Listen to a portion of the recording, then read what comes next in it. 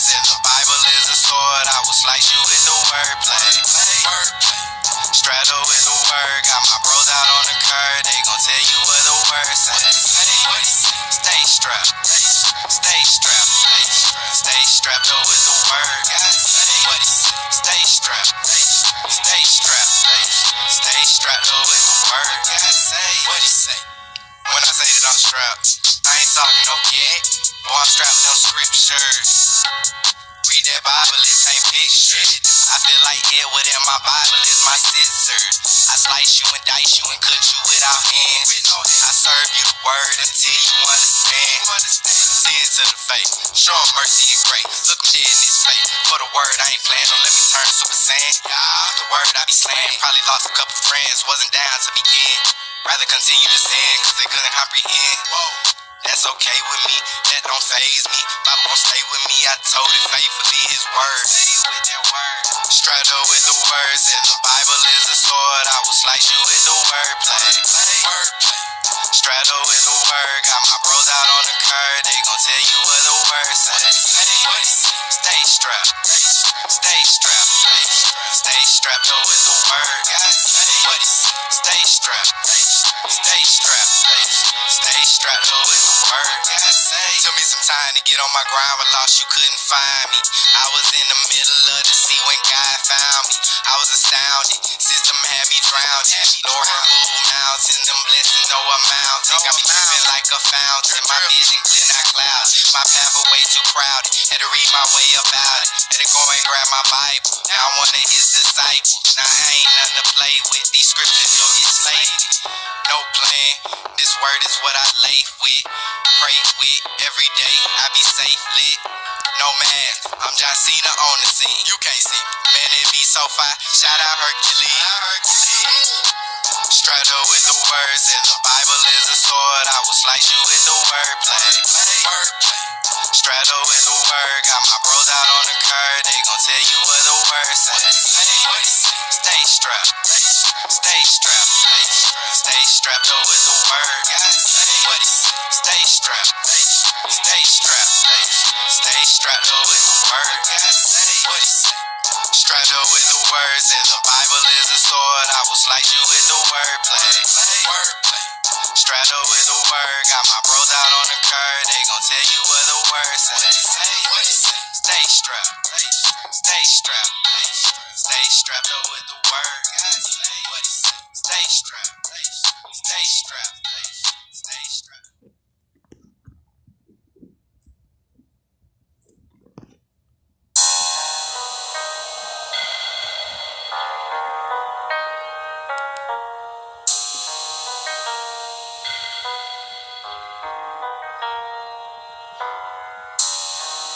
It's clear that God is calling us men to be men of another type and not men of this world. Listen up. Yo, I find myself asking questions. Am I the man that God created me to be, or am I still taking lessons? Raised on milk, neglecting the meat. I long to drown in you, Lord, but too afraid to go deep. Sometimes I just wanna ghost, disappear and be ghost. Do my own thing, be alone, away from some folks. I have a hard time showing love. I wonder if it's in me, your type that's from above. The lack of compassion for others, I don't want that. I wanna be the one they call when things go bad. Am I the friend that I'm supposed to be, or am I just playing church, ignoring the weak? Too many friends fail right before my very eyes. Spiritual suicide, downward landslide. Maybe I'm not the friend that I was meant to be, or maybe I'm not the man I'm made out to be. Nobody ever taught me how to be a man, a godly man. They just took their bags and ran.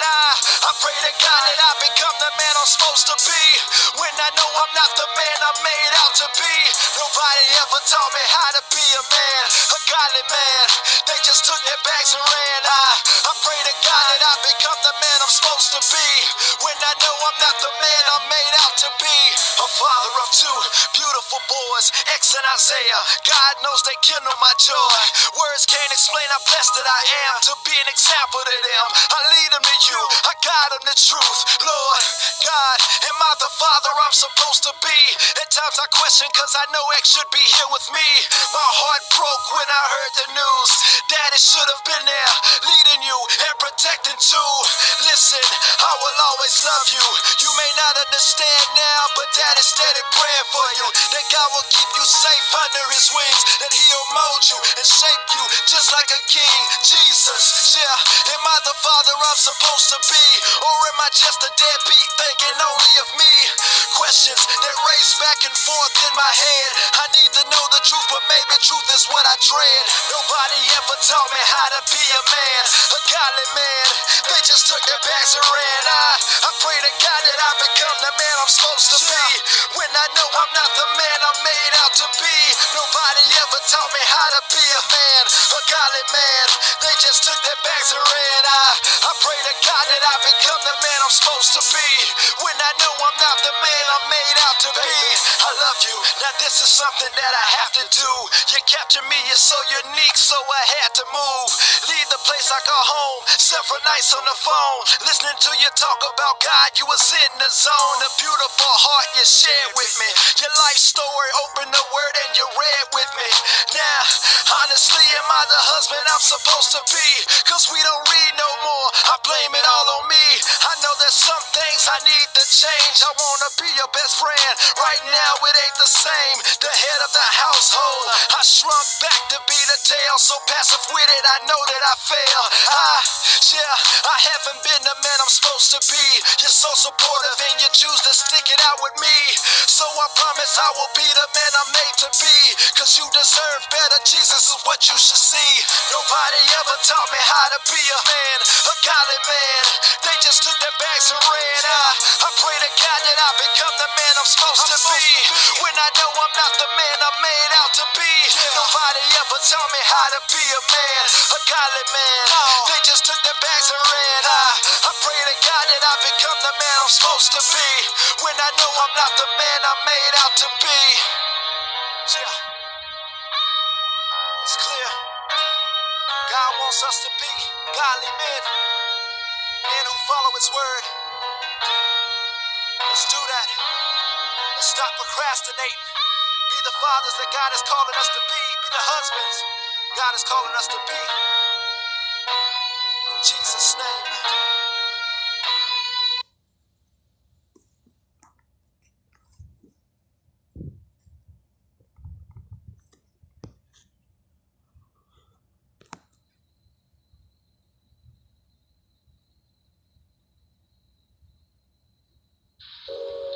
Wow.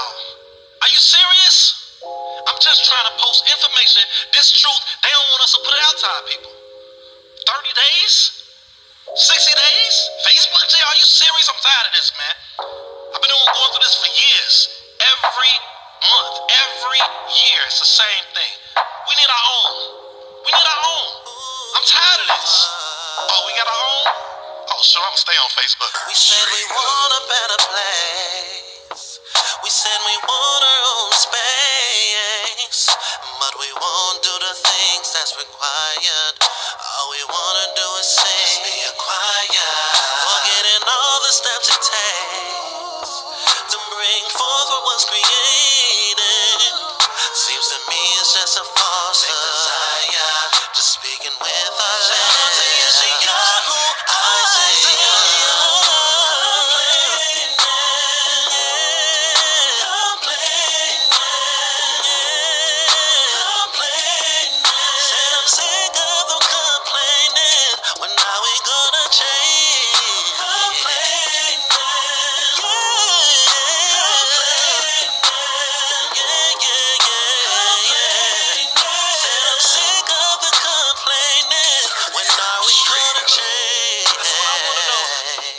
Change, everybody. Shout out to all the Hebrews and the Israelites out there. This is Moray Shaman Talami Yahuah, one of the co-founders of Qual, the social network for Hebrews. Shout out to my other co-founder, Chief Zebulon Ben Lewi Hadekia. Love you, man.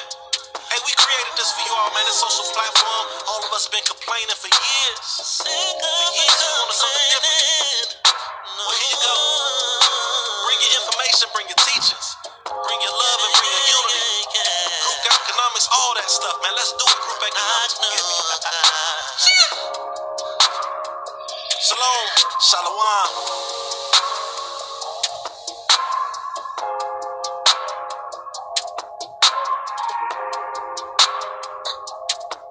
Said I'm sick of the complaining, when now we gonna change.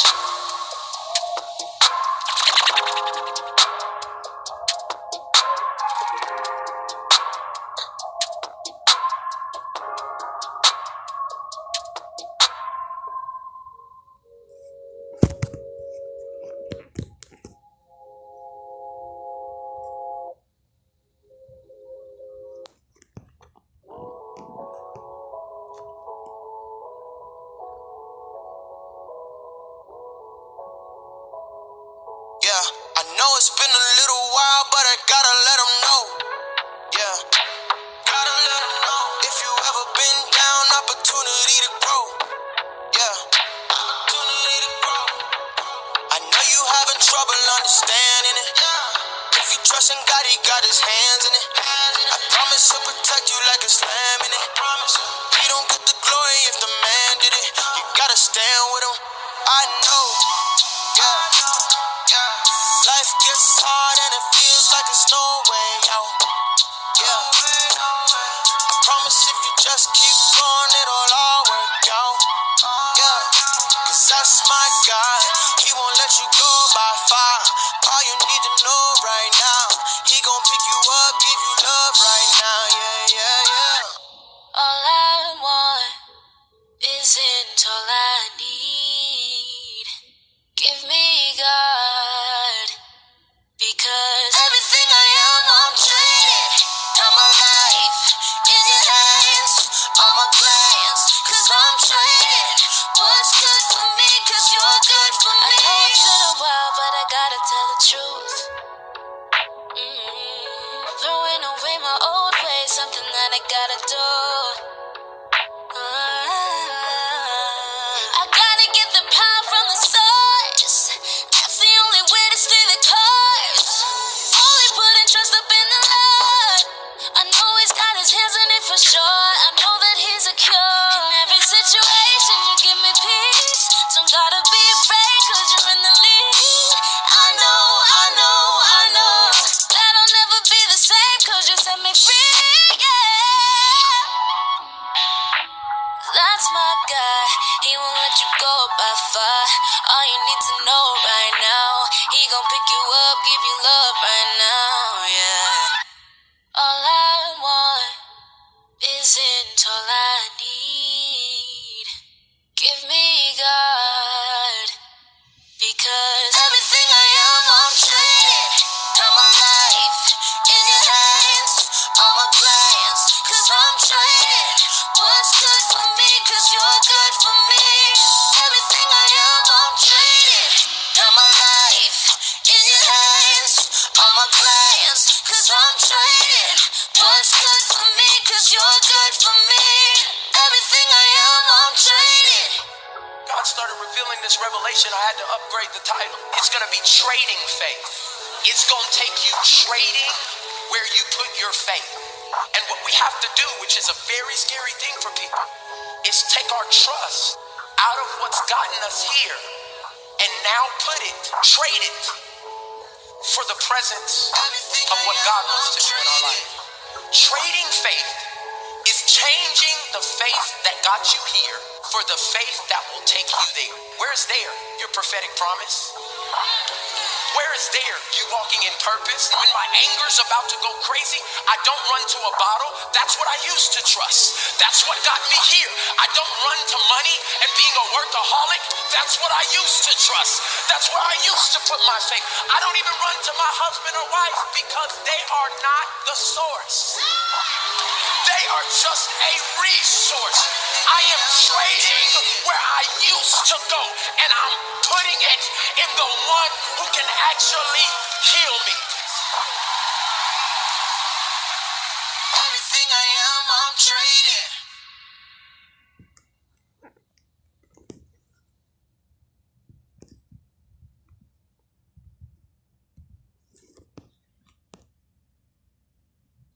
The reason why he was up here so long rapping, I know y'all used to the transitional sessions happening like a couple seconds, 30 seconds, 2 minutes or whatever, but I had to put some finishing touches on the exhortation as Yahuah led me. So just want to thank Danny Yahuah for speaking the words he just spoke, not only because they was powerful, but he was also looking out for his brother as I was finishing some things up. So praise Yahuah for that. So, got something very interesting to get into today. And I call it interesting because it is very interesting. So Yahuah does things, and a lot of times Yahuah will give you like a word or a phrase, right, to build upon. But Yahuah gave me a word to build upon, but also he used my response to situations to form this whole exhortation that's going to be brought out. Because a lot of times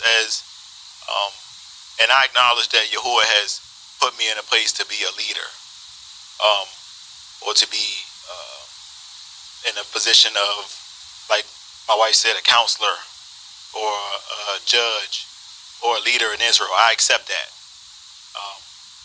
But you got to hold yourself to a standard of righteousness, but also you have to continue to press through in the work, no matter how tumultuous it may get sometimes. And Yahuah wants us to do that with resolve and in a way in which somebody else can admire it for his esteem.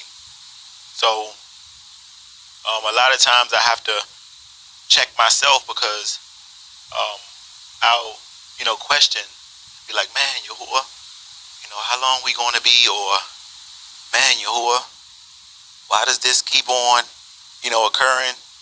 And what Yahuah was showing me, and this is a message to not only myself and you all, but it's a message to everyone in Israel, especially those in leadership positions.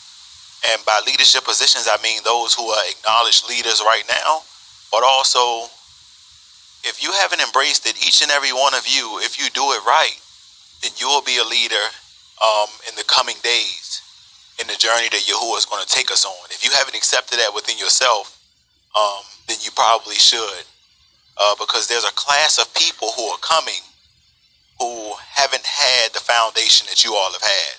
So who do you think Yahuah is going to trust to lead them?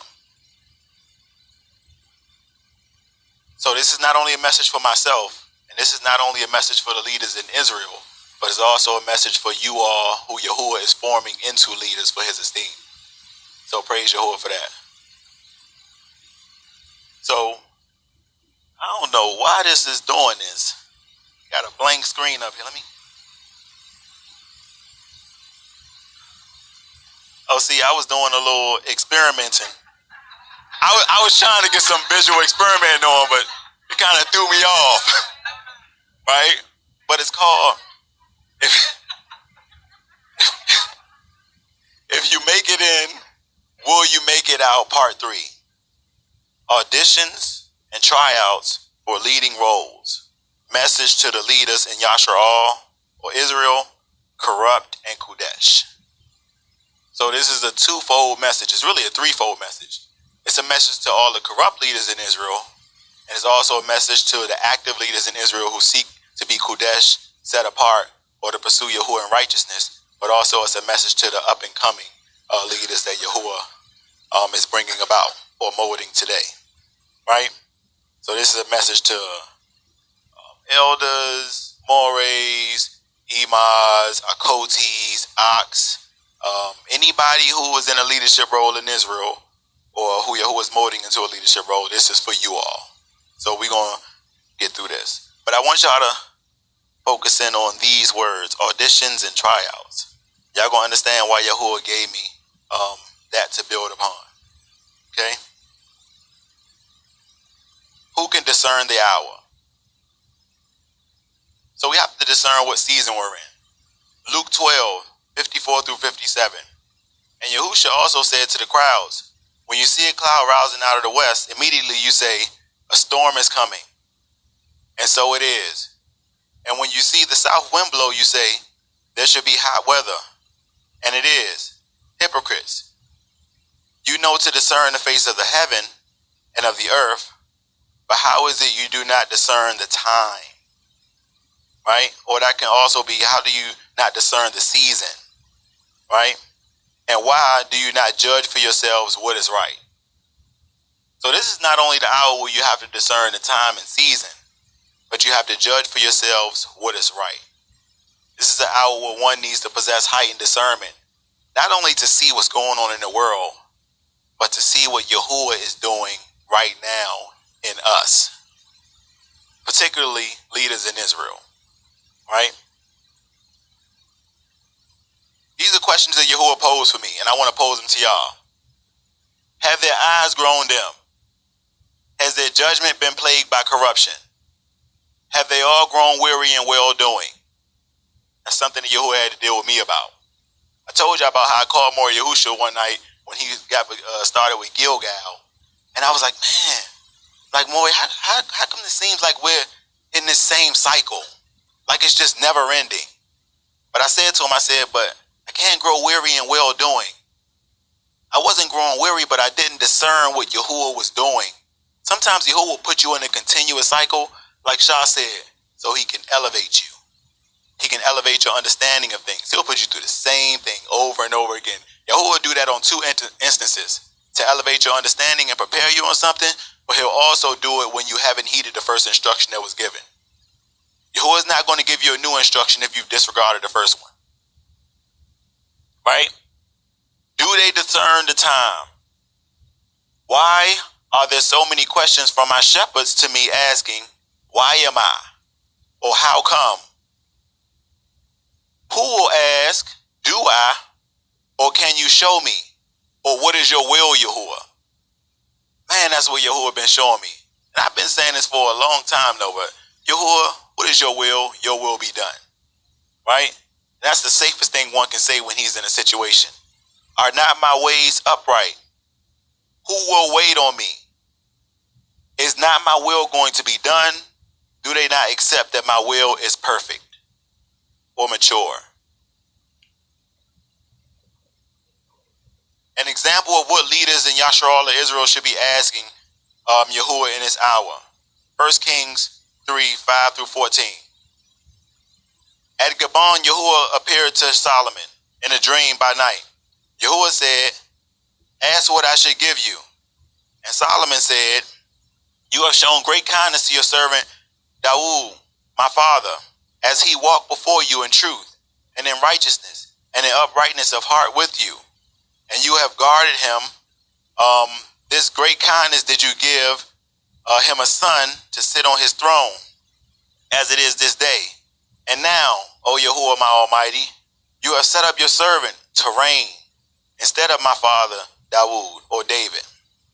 But I'm a little child. I do not know how to go out or to come in. And your servant is in the midst of your people whom you have chosen, a great people, too numerous to be numbered or counted. Shall you then give your servant an understanding heart to rule your people, to discern between good and evil? For who is able to rule this great people of yours?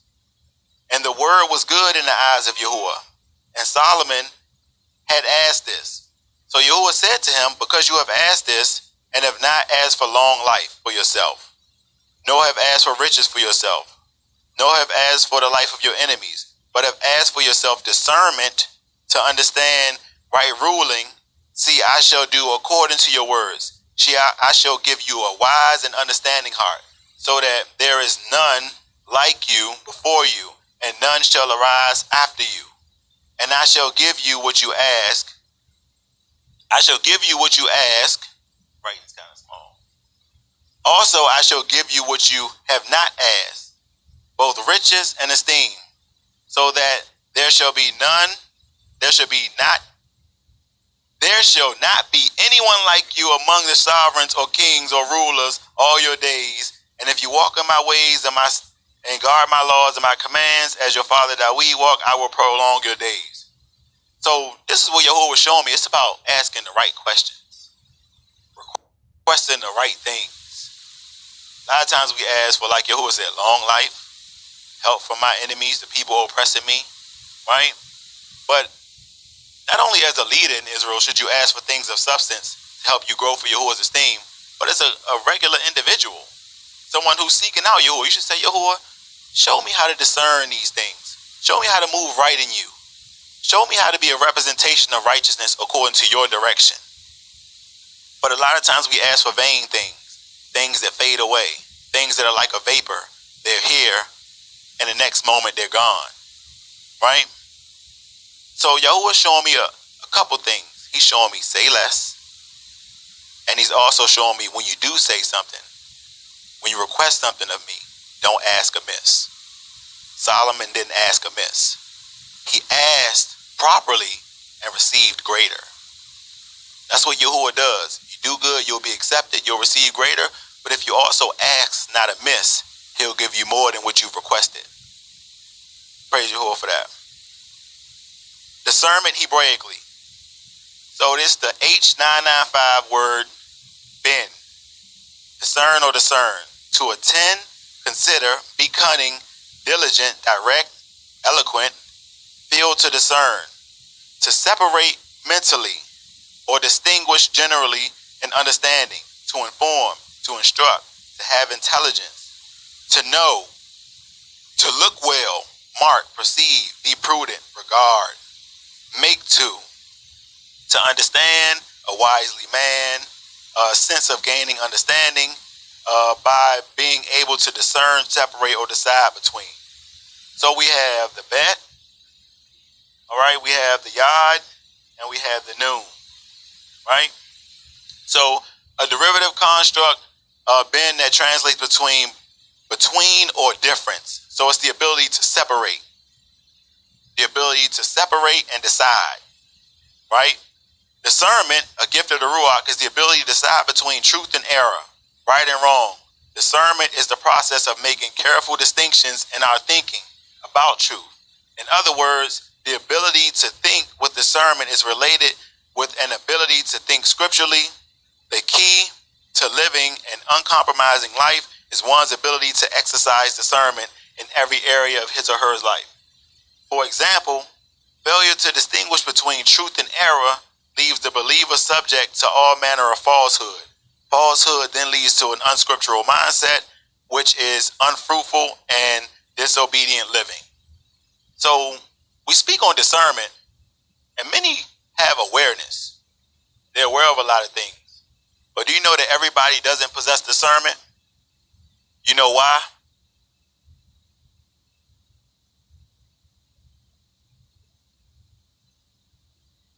Okay, so they haven't tested Yah's word against the decisions they weren't to make. Anybody else? They never asked for it? Okay. Don't know scripture. So my wife said, you ask Yahuah for discernment. Yahuah is not just going to drop discernment on you.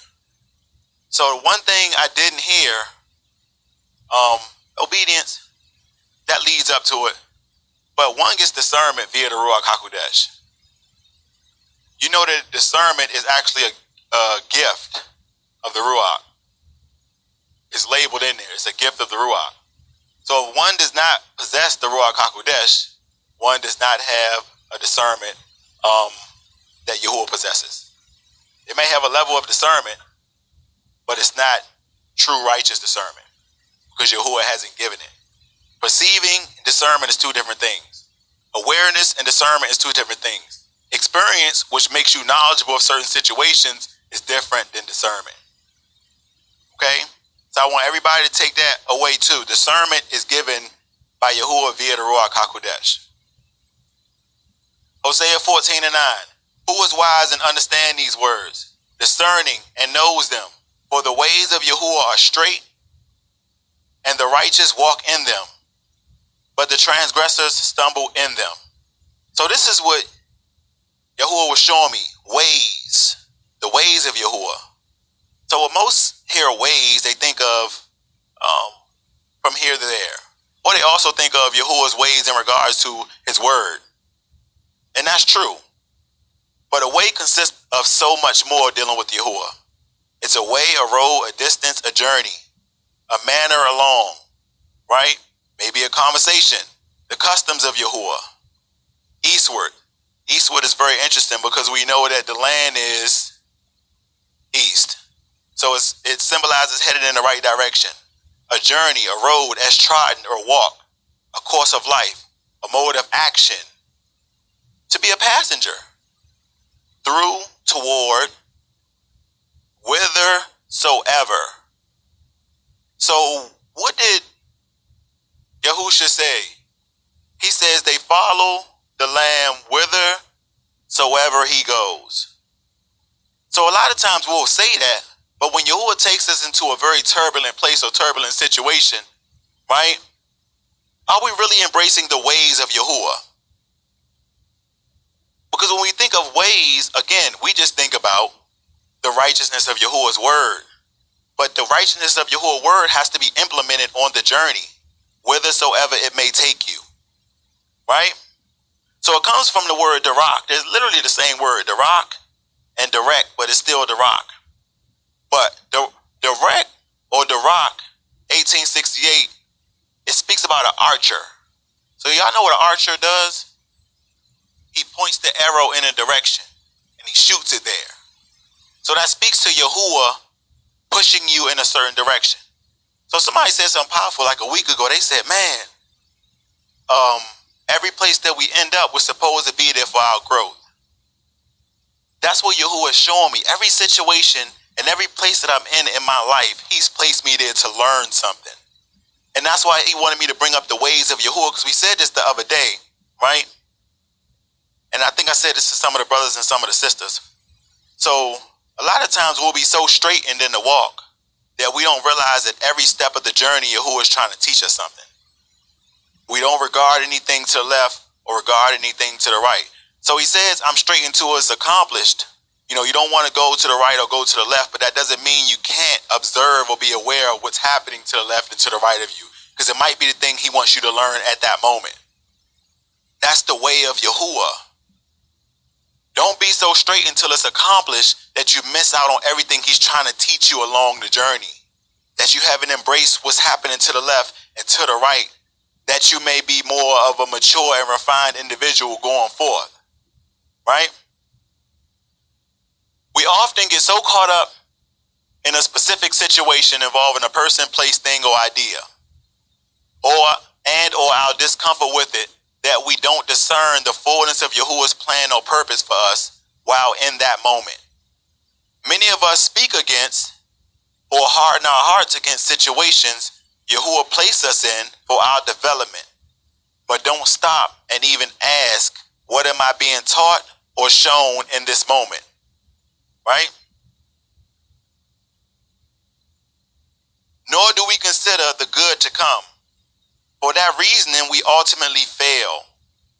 We usually attempt to judge a situation in word or emotion, but never judge ourselves.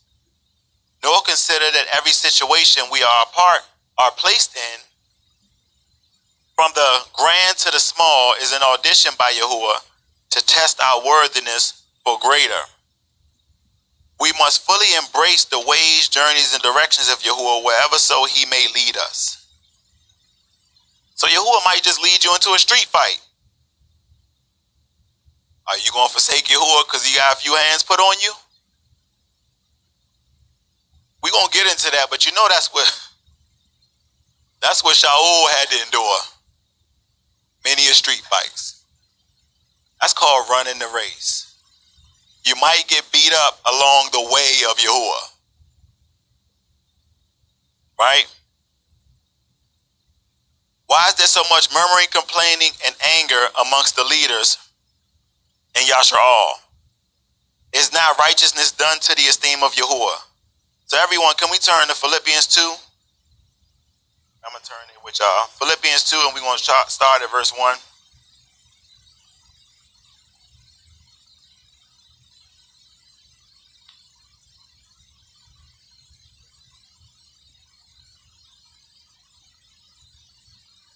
other mic. Yahuah, you want to read?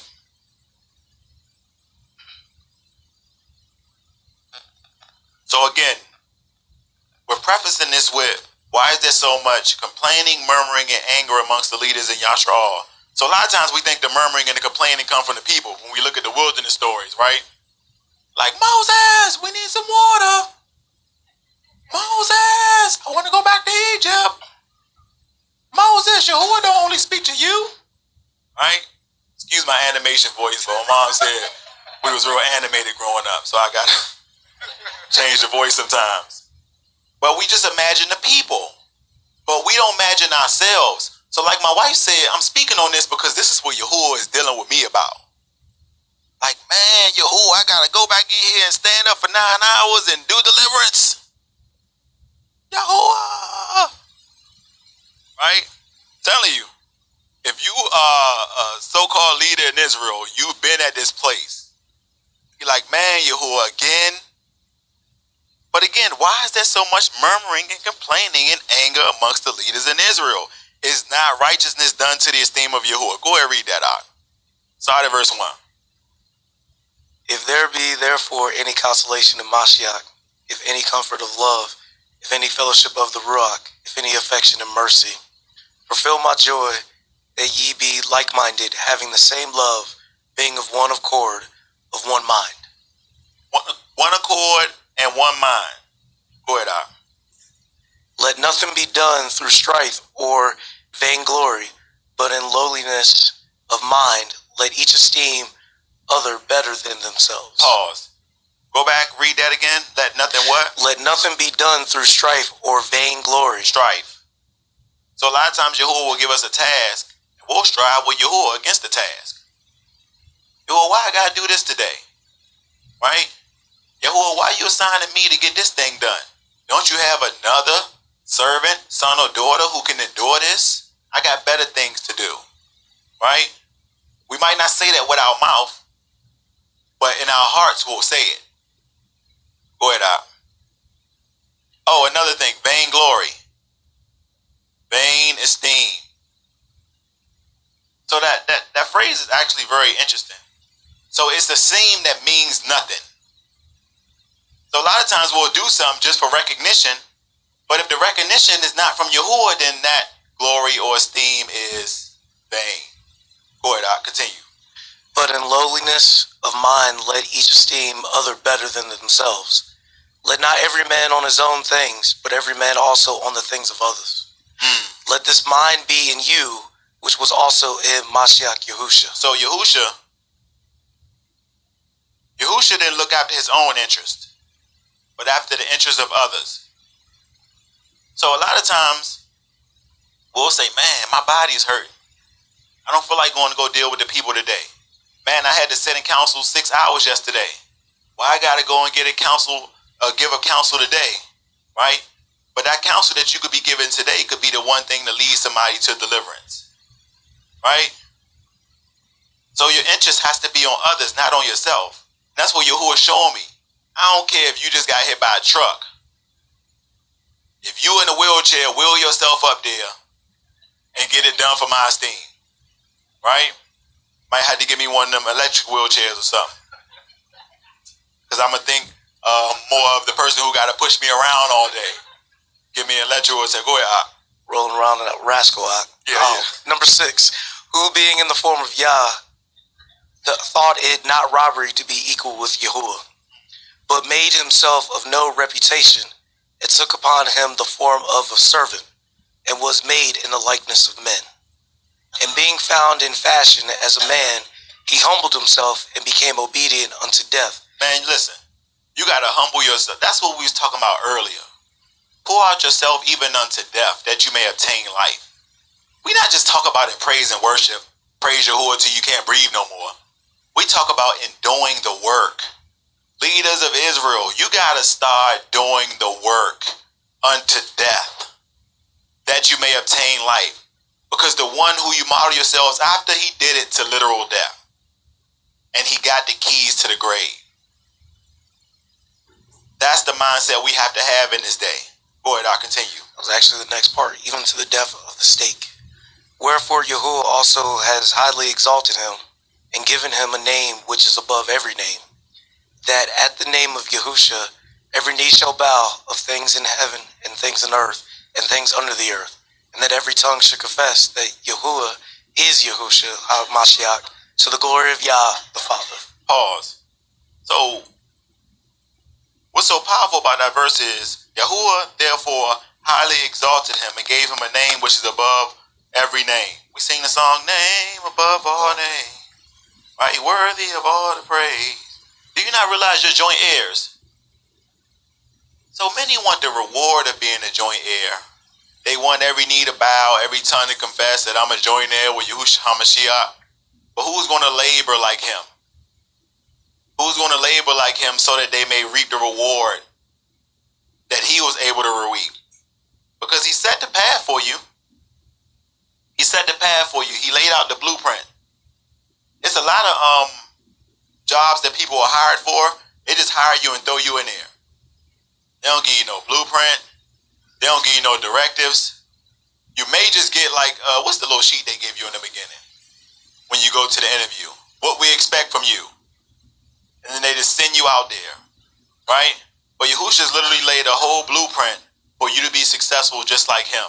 And all it takes is a bit of endurance and a bit of dedication, right? But this is what snared our people in the past, and we're going to see is that their leaders were slack. Their leaders didn't regard doing the work.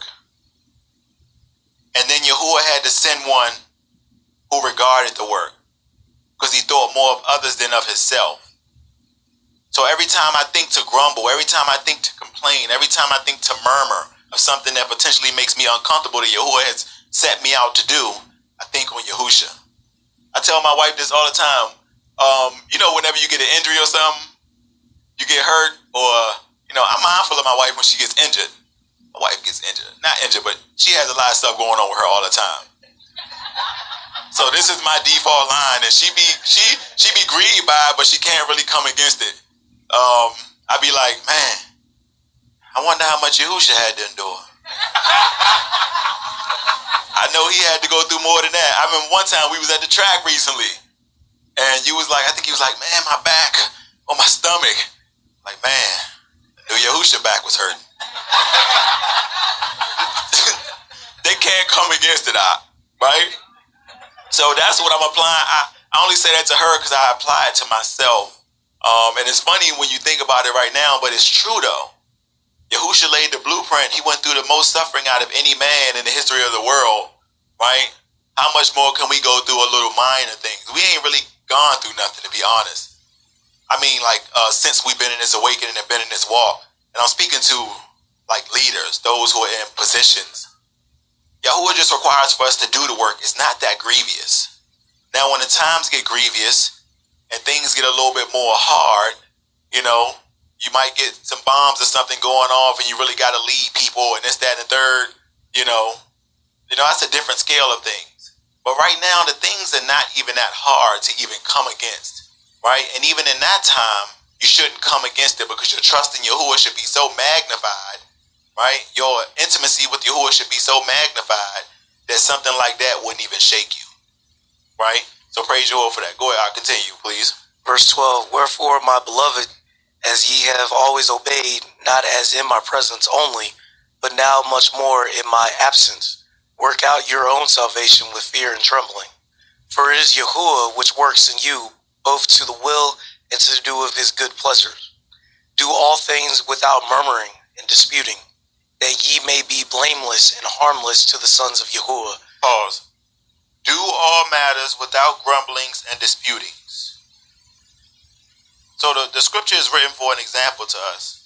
Everybody who grumbled or disputed against something that Yahuah set for them, not only were essentially cut off, but they also essentially snared one who Yahuah had trusted in them. If us leaders go around all day grumbling and complaining in the assembly, what is that going to form the assembly into? A bunch of grumblers and a bunch of complainers. Not only will we be coming against Yahuah in word and in action, but we'll influence the little ones to do so as well.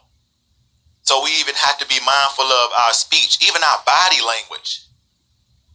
Even our body language can have the assembly like, man, he don't really regard what Yahuah is putting in his hand. He don't really care about us. You know?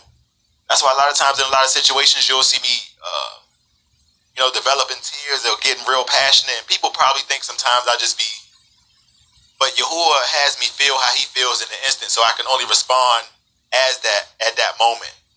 But you much rather have a leader who cares in that regard than somebody who's just like, man, you'll get over it. You had those people in your life. You'll get over it. You'll get through it. We all been there. That ain't about nothing. Just no regard or no level of sensitivity or compassion for what you're enduring. Because it says that there's nothing uncommon to man, right? So if I know I can relate to you, why not show you that in compassion, right? Don't confuse compassion or passionate compassion for forceful speech. Because if you ever heard Yahuah get passionate about a situation, Yahuah is not the, so, I know you're out here transgressing, but I'm going to let you slide on this one. It's not how Yahuah works. So it's also about discerning the voice of Yahuah. Discerning the direction of Yahuah. Go ahead, I'll continue, please. All right, hit 14 again. Do all things without murmuring and disputing, that ye may be blameless and harmless to the sons of Yahuah, without rebuke, in the midst of the crooked and the perverse nation, among whom ye shine as lights in the world, holding forth the word of life, that I may rejoice in the day of Mashiach, that I have not run in vain, neither labored in vain. None of the things that we do are in vain. Unless you seek vain esteem or vain glory, nothing that you do that Yahuah has set your hand to is in vain. Everything is going to be remembered. Everything is going to be recounted. Everything is going to be rewarded adequately. And if you really think about it, Yahuah rewards greater than a man deserves. Think about from where we came. And we were talking about this earlier, the unworthiness of us. The unworthiness of us. But Yahuah is faithful to his promise, faithful to his covenant, that even if a man pursues him in righteousness after Yahushua HaMashiach, he'll reward that man. He'll reward that man not according to his past transgressions, but according to what he's done since he's been redeemed in Yahuah. And I think back on a lot of things that I've done in my life and the reward that Yahuah has planned. I don't even do it for the reward. A lot of times I say, man, Yahuah, I don't even need that. You're enough for me, Yahuah. Can I get a reward back to you?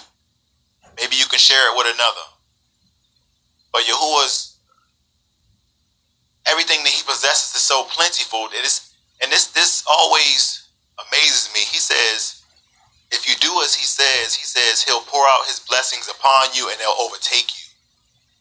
You ever had somebody bless you so much that you said that's enough? And they just said, nah, here's some more. That's Yahuah. But it can't be about the blessings. We can't come in this thing smiling and joyful and laughing because of the reward, right?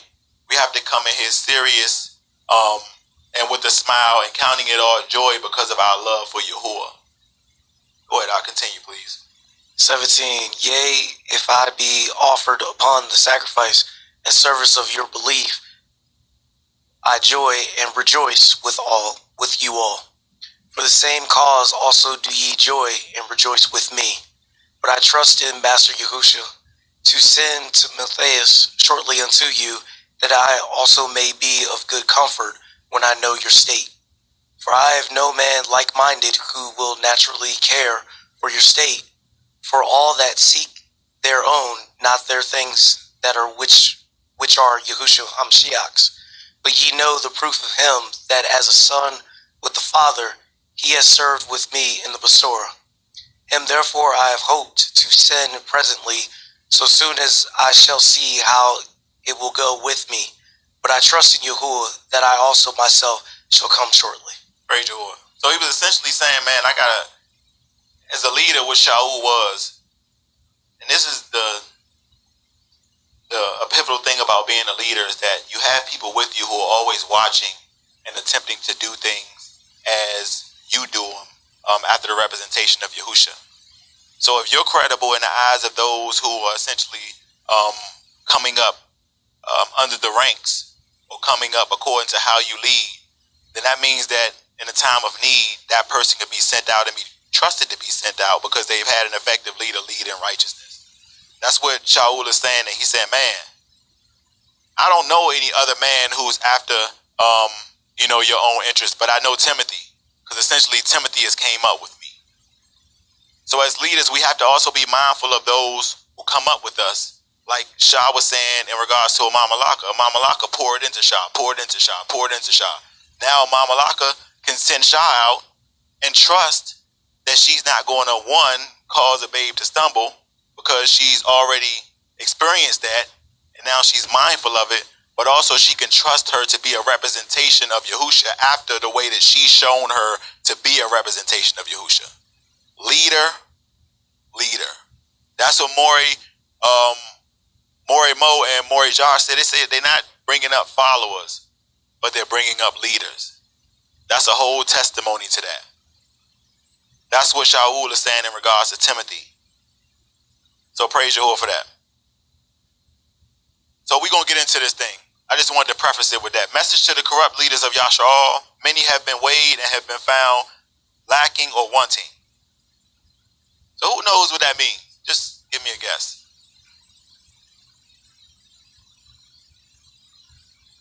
Put on the scale.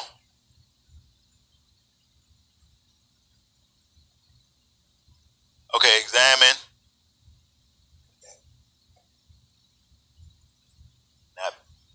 Not being able to bethink themselves, judge themselves righteously. Amar, you gonna get an answer away? No, I'm guessing with okay, cool. everybody Let's else. go. Between Amar and Yosef and a couple others, you can't really pass in the mic and ask a question. Okay,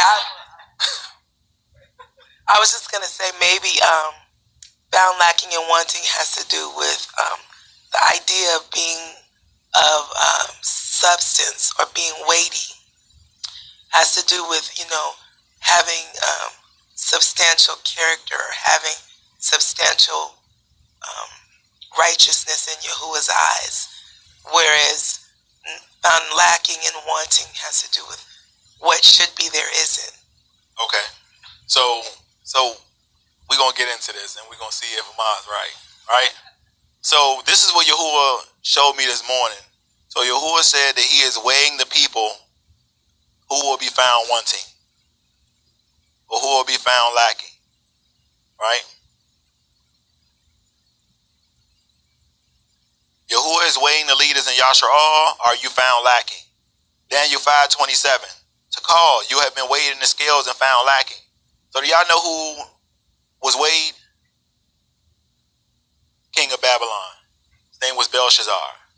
So the reason why I wanted to preface it with that is because Yahuwah weighed a Gentile king and judged him because he was found lacking. How much more for you all? How much more for the leaders of Yasha'al out there, right? So that word lacking goes back to the H2627 Chasar, lacking, wanting, or deficient. The word origin, to lack, to need, be lacking, be perceived as hostile, threatening, or negative to Yahuwah. That's the two. As a result, a person is decreased. It literally speaks about the stripping. It talks about the stripping of a loved one. It talks about the decreasing or the taking of everything a person possesses because they're lacking, right? Made lower as a result. To fail, to want, to lessen, to be stripped as a result, right? To make lower. So this is what we'll do. Yahuwah would have weighed somebody and found them lacking, but us not understanding how to weigh according to the scales of the word of Yahuwah, we'll go off what my wife was talking about, vain appearance. But let's look at an example in 1 Samuel 16:7.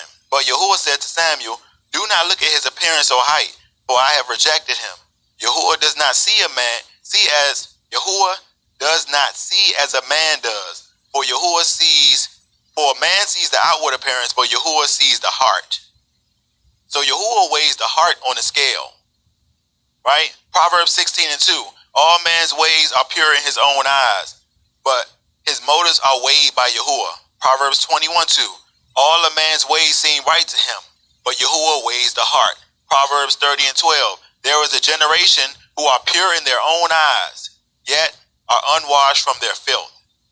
Psalms 62:8-9. Trust him at all times.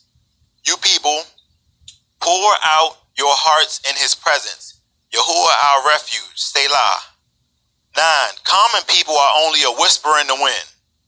Important people are only a delusion.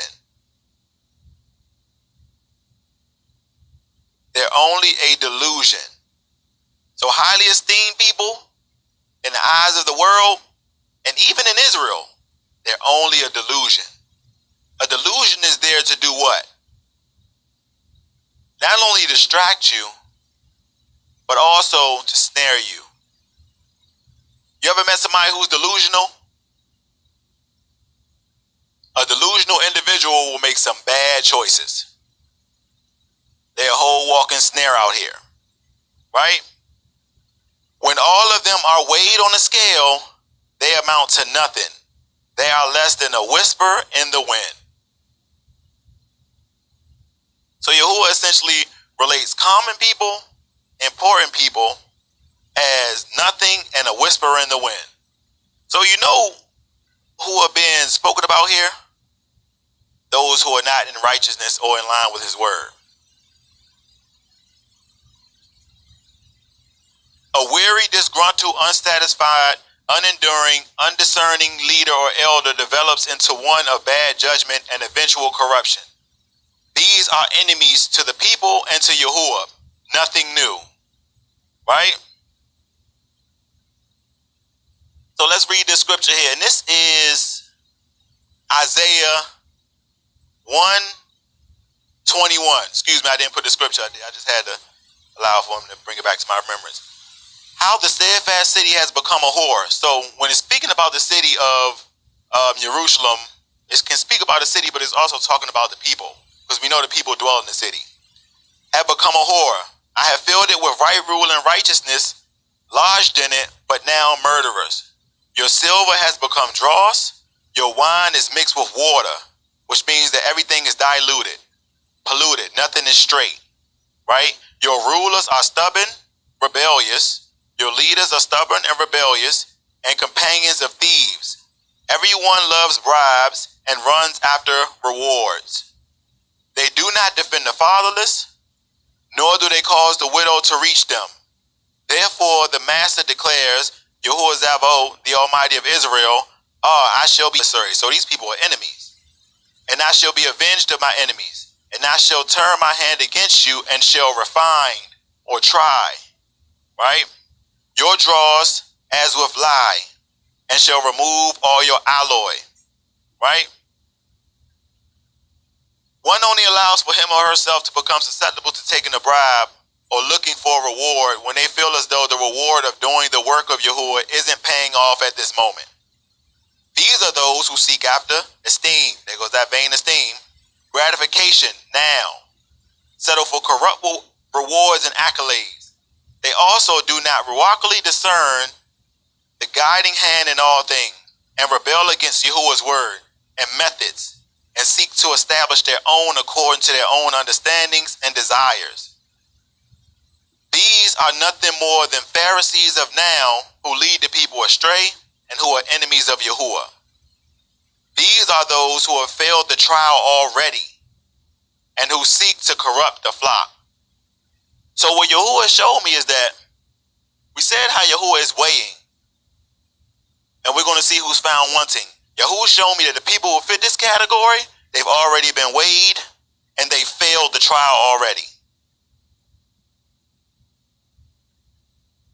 So you know how Hasatan know that he's failed, and it says that he looks to gather as many to himself as possible? They're after the likeness of their father. Out with the corrupt leaders, in with the Kodesh leaders.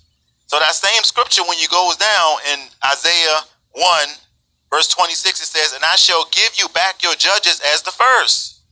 So So Yahuwah is going to restore good judges, good counselors. And your counselors, as at the beginning, after this you shall be called the home of righteousness. So it takes renewed judges or good judges, renewed counselors or good counselors in order for you to dwell in the place of righteousness. A steadfast city. Zion shall be redeemed with right ruling, and her returning ones with righteousness. Okay, so who in here plans to return to Zion? So this is a joy. This should be a joy to you. He says, I shall restore your judges, your counselors, as in the beginning. You shall be called a home of righteousness, a steadfast city, or that could be equated to a steadfast people. Zion shall be redeemed with right ruling, and her returning ones with righteousness. And the destruction of the transgressors and the sinners is together, and those who forsake Yahuwah shall be consumed. For they shall be ashamed of the terebinth trees, which you have desired. And I want to go into that word terebinth trees as well. So that goes down to ayal. So the definition is a ram, right? So a ram is therefore the semblance of an idol. It also equates to a mighty man, right? For they shall be ashamed of the mighty men which you have desired. The strong leaders, those who you've risen up as elders who are corrupt, mores who are corrupt, those people who you look towards but are not in righteousness, but you settle for them anyway, right? This is a representation of anything that's an idol, which you have desired. And you shall be embarrassed because of the gardens which you have chosen. So more and more, Yahushua said a while back, and this is what Yahuwah got me to understand in regards to, he's given them a garden to tend over. But a lot of people invest in other gardens. He says you shall be embarrassed because of the gardens which you have chosen. So you've taken yourself out of a garden of Yahuwah's planting, and you've entertained other gardens. For you shall be as an oak whose leaf fades, and as a garden that has no water. The strong shall be for a toe. So what is a toe? What does a toe represent? That says a threading together. So it brings something together. Tow truck, a toe in regards to thread, knitting something together. So listen to this last line. The strong shall be for a toe. So those strong men shall be for a toe or threading together. And his work for a spark. So everything he does is going to be a flame. And they both shall burn together, no one to extinguish. So everything that these strong men, these corrupt strong leaders that you trusted in, everything they do is going to be for a spark that shall kindle a flame, and you going to burn with them.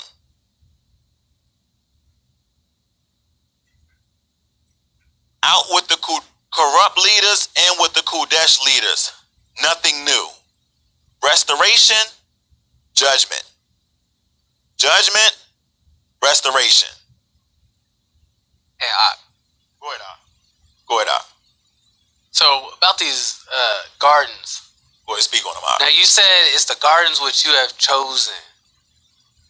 So Yahushua said the harvest is plentiful, but the workers are few. It's really not that the workers aren't there.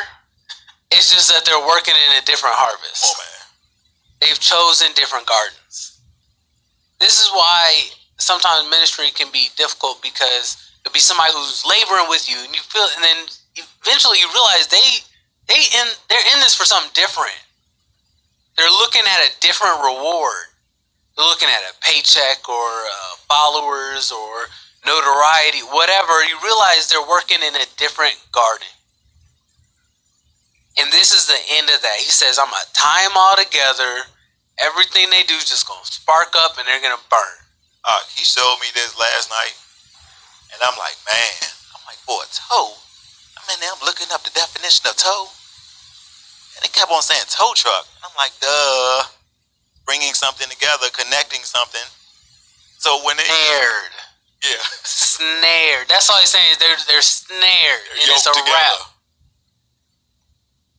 So, Yahuwah, when I was doing this, he gave me a great example also, because now that we're done with the corrupt leaders, because this makes it very clear what's their inheritance. and the inheritance of all of those who yoke themselves to them. Right? So Yahuah wants me to speak on, now that we're done with the corrupt leaders, the leaders nowadays who are pursuing righteousness, but how they could be snared in the coming days. This also goes back to that tryout or that audition, right?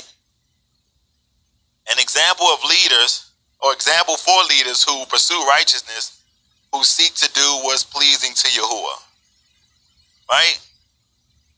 So let's click over. What leader can be weighed like Job and not be found wanting, lacking, or without integrity? Who can judge themselves? Who is a mature man or woman fit to lead according to righteousness? So many people, when they read the book of Job, I think they might skip over where it says that he was a perfect man. So in verse 1, let's just establish this matter before we go into it. There was a man in the land of Uz. His name was Iob or Job. That man was mature or perfect, straight, upright, and one feared Yahuah and who turned aside from evil. Iob or Job was mature and upright and righteous before Yahuah and was a leader, because it talks about in the book of Job how he would go to the gates or to the city square and the small kids would run away from him, but the men of renown would stand up in a sense of respect to him. So he was a leader. He was one, even if you read out the testimony of Job, who did all things right, right? But this is what Yahuah was showing me. Job did all things right, right? So Job was mature, he was upright, righteous before Yahuah, was a leader, but still Yahuah had to test, prove, or refine him, right? So I want everyone to turn to Job chapter 31, because this is what Yahuah is showing me. He's showing me that a man can be perfectly righteous, right? He showed me that a man can do all things right, but he's still going to be tested. But it's not on that man's righteousness or his acts. That doesn't give him the right to question the testing of Yahuah. Due to his discomfort, Iob speaks on his own righteousness, but does not discern that it is seen in the eyes of Yahuah as coming against his purpose, plan, or judgment. So you can be a perfect man out here.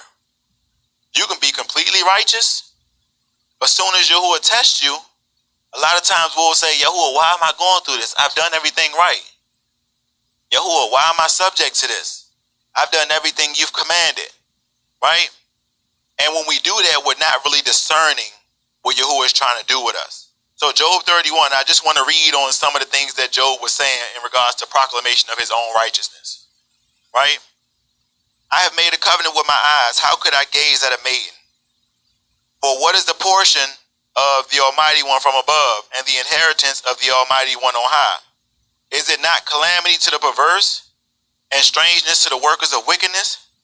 Does he not see my ways and number my steps? If I walk with falsehood, or if my foot was hurried to the seat, let him weigh me in the right scale, and let the Almighty One know my integrity. Right? So he's like, Yahuah, measure me according to if I've been walking in righteousness or not. Right? If my foot does turn away, or my heart does go from or after my eyes, or if any spot has clung to my hands, let me sow and let another reap. Let my harvest be rotted out. If my heart has been enticed by a woman, or if I have lurked at my labor's door, let my wife grind for another, and let others bow down over her. For that would be a wicked scheme and a punishable crookedness. For that would be a fire that burns to destruction and take root all my increase. Take root among all my increase. If I refuse the plea of my male servant or my female servant when they complain against me, then what should I do when the Almighty One rises up and when he punishes? What should I answer him? Did not he make me in the womb, make him? And did not one fashion us in the womb? If I have withheld from the poor, from pleasure, or caused the widow's eye to fail, or eaten my piece of bread by myself, and the fatherless did not eat of it, But from my youth, he grew up with me as with a father, and from my mother's womb I guided her. If I have seen anyone perish for lack of garments, or a poor one without covering, if his loins have not blessed me, and he warmed himself with the fleece of my sheep, if I have raised my hand against the fatherless, when I saw I had help in the gate, let my arm fall from my shoulder, my arm be broken from the bone. For I am in dread of destruction from the Almighty One, and from his excellence I could not escape. If I put my trust in gold, or call fine gold my refuge, if I have rejoiced in my wealth, if I have rejoiced because my wealth was great, and because my hand gained much, if I have looked at the sun when it shines, or in the moon in its brightness, so that my heart has been secretly enticed, and my mouth has kissed my hand, that is too punishable crookedness. For I would have denied the Almighty above. If I rejoiced when he hated me, he who hated me was ruined, or I lifted myself up when evil found him. Also, if I have allowed my mouth to sin by asking for a curse on his life, which many of us have been guilty of, if the men of my tent did not say who was there that has been satisfied with his meat, I apologize if I'm kind of messing up with reading this. My phone has huge cracks in it. Matter of fact, can somebody give me a Bible? Because I'm over here struggle reading. Thanks, Doc. Appreciate you. Forgive me, y'all. All right. Verse 32. The stranger did not have to spend the night in the street, for I have opened my doors to the way. If I have covered my transgression like Adam by hiding my wickedness in my bosom, then let me fear the great crowd and dread the scorn of the clans. Then I would be silent and go out of the door. Who would give me a hearing? See my signature. Let Al Shaddai answer me, and let my accuser write an account. Would I not take it up on my shoulder, bind it on me for a crown? I would declare to him the number of my steps. I would approach him like a prince.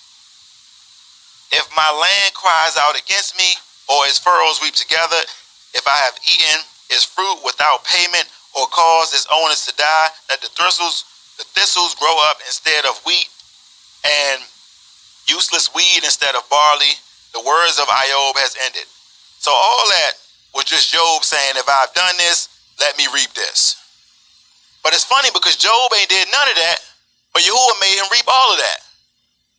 So essentially what he was doing was questioning his deservingness of the judgment that Yahuah gave him. And essentially what he was doing by that was pronouncing Yahuah wrong.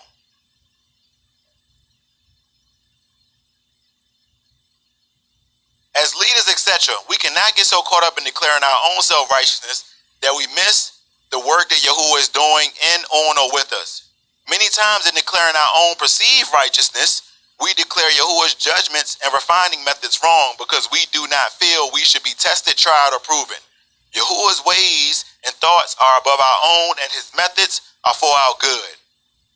So when people read the book of Job, they discern that Job was a righteous man who had did no fault, right? But he was making the biggest fault by telling Yahuah essentially, I'm not worthy of the judgment that you've given me because I've walked my life in righteousness. Yahuah corrects Job for thinking so highly of himself that he didn't discern the fullness of Yahuah's plan. Yahuah shows Job no matter how righteous he has been in action, he is still subject to trial, testing, or refinement. Even if he doesn't fully understand it, lest he think too highly of himself and stumble. In chapters 38 through 42, Yahuah shows Job that his righteousness is but a drop compared to the righteous works and acts of Yahuah. Yahuah makes clear that his ways and judgments are above correction. Job realizes that the potter essentially does with the clay as he pleases, and Job realizes that his words and feelings could have been a snare for him. That goes back to that emotionalism of leaders, their personal feelings. Yahuah, I've been walking in righteousness. Why I got to go through this thing? Same mistake Job made. Humbles himself, repents, and accepts the good and perfect will. Repents and accepts the good and perfect will of Yahuah for him. The humbling of Job before Yahuah.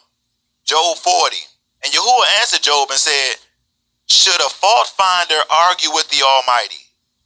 So he said, man, essentially, Job is essentially finding fault with what Yahuah is dealing with him on. So he's like, should you find fault with me? Let him who corrects Yahuah answer it. So Job, you've been popping all of this stuff off. You've been saying all this stuff. Now go ahead and answer me now. And Job answered Yahuah and said, see, I'm insignificant. What would I answer you? I lay my hand on my mouth. So now Job want to be quiet. Job done did about 40 chapters of rapping. Now Yahuah pull up on him and say, what's all that you was talking about? Am I wrong for what I did to you? Now Job wanna, Yahuah, I ain't about all that, right? Once I spoken it, but I have no answer, and twice I say no more. So he's doubling down. I'm not gonna say no more. Then Yahuah answered Job out of the whirlwind and said, so he in a whirlwind. So he was face to face with him. That's how Yahuah does it. He deals with a man face to face. He not gonna send no text message. He not gonna send no little critter. He gonna roll up on you face to face, right? Now gird up your loins like a man. He said, dude, man up, right? I ask you and you answer me. He said, man up and answer me like a man.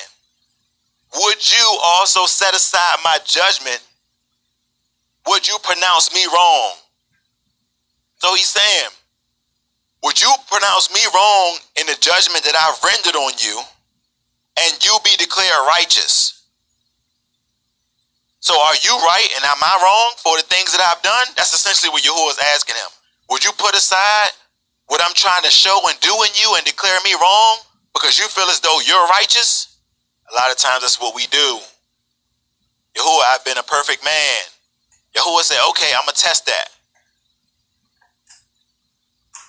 People get credit to Hasatan for what he did, but Hasatan came to Yahuah. And Yahuah auditioned Job for that. You consider my servant? He probably be in the heavens right now. Hasatan rolling up. Yahuah might say, have you considered my servant Shah? Have you considered my servant Imam Malaka? Have you considered my servant Uriah, Elder Uab? Hasatan comes down, strips you of everything, give you every manner of disease, kill everybody in your house. Take your garden, take your cattle, your friends turn against you. You looked as a mockery in the city of Anderson. Would you sit up and say, man, Yahuah, what'd I do? You wrong for this, Yahuah. That's messed up. That's essentially what Job was doing. Would you set aside my judgment and would you pronounce me wrong that you may be declared righteous? Or do you have an arm like Yahuah?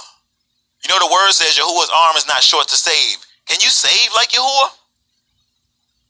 Or do you thunder with a voice like his? No, he don't thunder with a voice like his, because when he got pulled up on Yahuah, I'm insignificant. Why do we have to get to the point where Yahuah comes and pulls up on us? Or Yahuah threatens to execute judgment on us before we want to get to the place of repentance? Right? But as leaders in Israel, we should already be at that space. Whatever your will is, let it be done, Yahuah. Yahuah, if I have to be brought to a place of nothingness, go into a homeless shelter, don't have no money, don't have no friends, don't have nothing. It's your will, Yahuah, because I know something's greater coming. That's just my testimony from a few years ago. Right? Yahuah, I've been operating in righteousness. Why I'm here for? Why is others flourishing? I've been righteous. You wrong for this, Yahuah.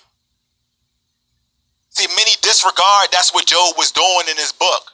But Job was a leader. Job was a perfect and righteous man. Job was a man of renown amongst the men of renown in the city. Job 42. And Job answered Yahuah, I know, Yahuah, that you are all powerful, that you can do everything you want. You ask how I dare question your wisdom when I'm so very ignorant. I talked about things I did not understand, about marvels too great for me to know. So this is what Yahuah would do. And this was, man, I be reading from chapter 39 to 42, and the stuff he was asking Job, I don't even know. I'm serious. If Yahuah pull up on you and you declaring your own righteousness, Yahuah, I done done this, I done done that, I provided for the poor, provided for the fatherless, blah, blah. And Yahuah pull up on you and say, where was you when I formed the earth?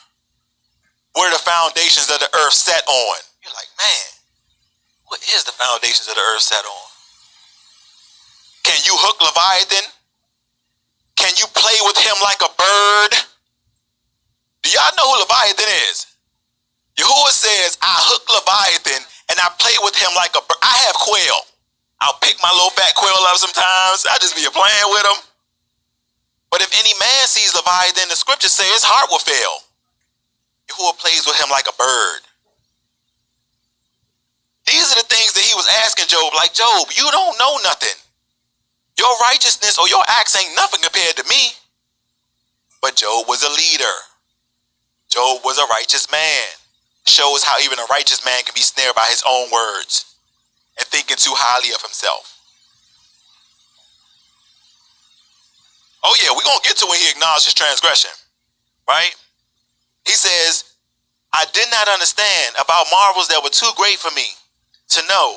You told me to listen while you spoke and to try to answer your questions. In the past, I only knew what others had told me, but now I have seen with my own eyes. Man, he's like, and you got to understand what he's saying. He's like, man, I done heard word about how you do things, Yahuah. But now that you've judged me, I seen you for myself. I know how you operate. Same thing with our forefathers. Many heard the report of Yahuah, but it wasn't until Yahuah pulled up on them or executed judgment on them for they to say, I see Yahuah now. I see Yahuah face to face. You know, seeing Yahuah face to face is seeing Yahuah's judgment a lot of times. That's exactly what it is. Why do you think Job is saying, I see you with my own eyes now. I see how you do things. I discern you, Yahuah. When I didn't discern you before, I thought it was just my righteous acts and my righteous works, and they counted for something. But now I see that your ways are greater than my ways and your understandings are greater than my understandings. So I'm ashamed of all I have said. I repent in dust and ashes. So now Job got to put on sackcloth and ashes and repent because he thought he was more righteous than the purpose or plan of Yahuah. Leaders in Israel, leaders in the assembly, don't be snared and get to the point where Yahuah has to pull up and judge you. And this was actually a mercy in itself. Yahuah asking Job, go ahead and say what you're going to say now. That's a mercy. Because essentially doubting or coming against the plan of Yahuah when you're supposed to be in a place of understanding and discernment is worthy of smiting. Essentially calling Yahuah wrong or finding fault with Yahuah's plan or judgment is worthy of smiting. Right? But Yahuah is merciful that he spared Job and gave him a chance to repent. Many see Job as the victim in that story. He's not the victim. He was, he may have went through some things that make you think that he was victimized, but ultimately it was for his good. Because let's see what came out of it. Yahuah rewards Job with a greater lot or portion after he acts as a priest and intercedes for his friends. Right? And it came to be, after Yahuah had spoken these words to Job, Yahuah said to Eliphaz the Temanite, my wrath has burned against you. So now Yahuah is turning his wrath on the friends of Job. Right? My wrath has burned against you and your two friends, for you have not spoken of me what is right, as my servant Job did. So what's so interesting about that is that he's saying Job spoke rightly. So Job never cursed Yahuah. He never came against Yahuah. He was just questioning him as to why do I have to go through these things? Why do I have to endure these things? I've been right, Yahuah. Right? So he didn't speak any ill of Yahuah. Yahuah makes that clear here. You have not spoken of me what is right, as my servant Job. And now take 7 bulls and 7 rams, go to my servant Job and offer up a burnt offering for yourselves, and let my servant Job pray for you. So now Job is about to go into priesthood for his friends. So after near death, after suffering, after affliction, Job still has to petition, pray for, intercede for those who came against him. For I accept him, lest I punish you, because you have not spoken of me what is right, as my servant Job. So Eliphaz, Bildad, Zophar, these names be crazy, went and did as Yahuah commanded them, and Yahuah accepted the face of Job. And Yahuah turned the captivity of Job when he prayed for his friends. And Yahuah gave Job twice as much as he had before. So I don't know if y'all know, Job was the richest man in the East. First or second richest man in the East. So for Yahuah to give him double the reward is pretty amazing. But what is greater, the lesson he learned or the reward? Because there's a lesson for all of us to learn in this day. Learn from Job. Look at it from this aspect. Apply it to yourself. You can be the most righteous walking man on the earth. But if Yahuah's will is for you to be tried, tested, refined, stripped of everything, it's safe for you to just say, Yahuah, your will be done. You don't need no 40 chapters of talking. Yahuah, your will be done. And it'll go well with you. Are we thinking too highly of ourselves to regard what we see as lowly work? 1 Samuel 2 and 3. Do not boast so proudly or let arrogance come from your mouth. For Yahuah is an Almighty who knows, and by him actions are weighed. Romans 12, 1 through 3. I call upon you, therefore, brothers, through the compassion of Yahuah, to present your bodies a living offering. So Job's body was supposed to be what? So if Yahuah decides to smite him with every manner of disease, afflict him to the point of death, then it should be what to Job? A good thing. Set apart, well-pleasing to Yahuah, your reasonable worship. It's an act of worship. If you come down with the most grievous disease in the earth, to say, man, Yahuah, your will is well with me. And do not be conformed to this world, but be transformed by the renewing or renovating of your mind, so that you prove what is that good and well-pleasing and mature desire of Yahuah. For I say, through the favor which has been given to me, everyone who is among you, not to think too high or think himself more highly than he should think, but think soberly, as Yahuah has given to each a measure of faith or amunah. So Job, boosting his own righteousness, made him forget about the faith that he should have executed, that Yahuah is going to get me through this. I'm not going to speak against Yahuah's judgment because I trust him. Many are the self-proclaimed righteous leaders in Yasha'al, but how many are there according to Yahuah's righteousness? After the dedicated example of Yahushua HaMashiach. This is the hour of trying, proving, and restoration. So now we about to get into what Yahuah was showing me. That trying and not proving, if you notice, it's been the same color throughout the thing. So we've been building. So this is what Yahuah showed me that is going on right now.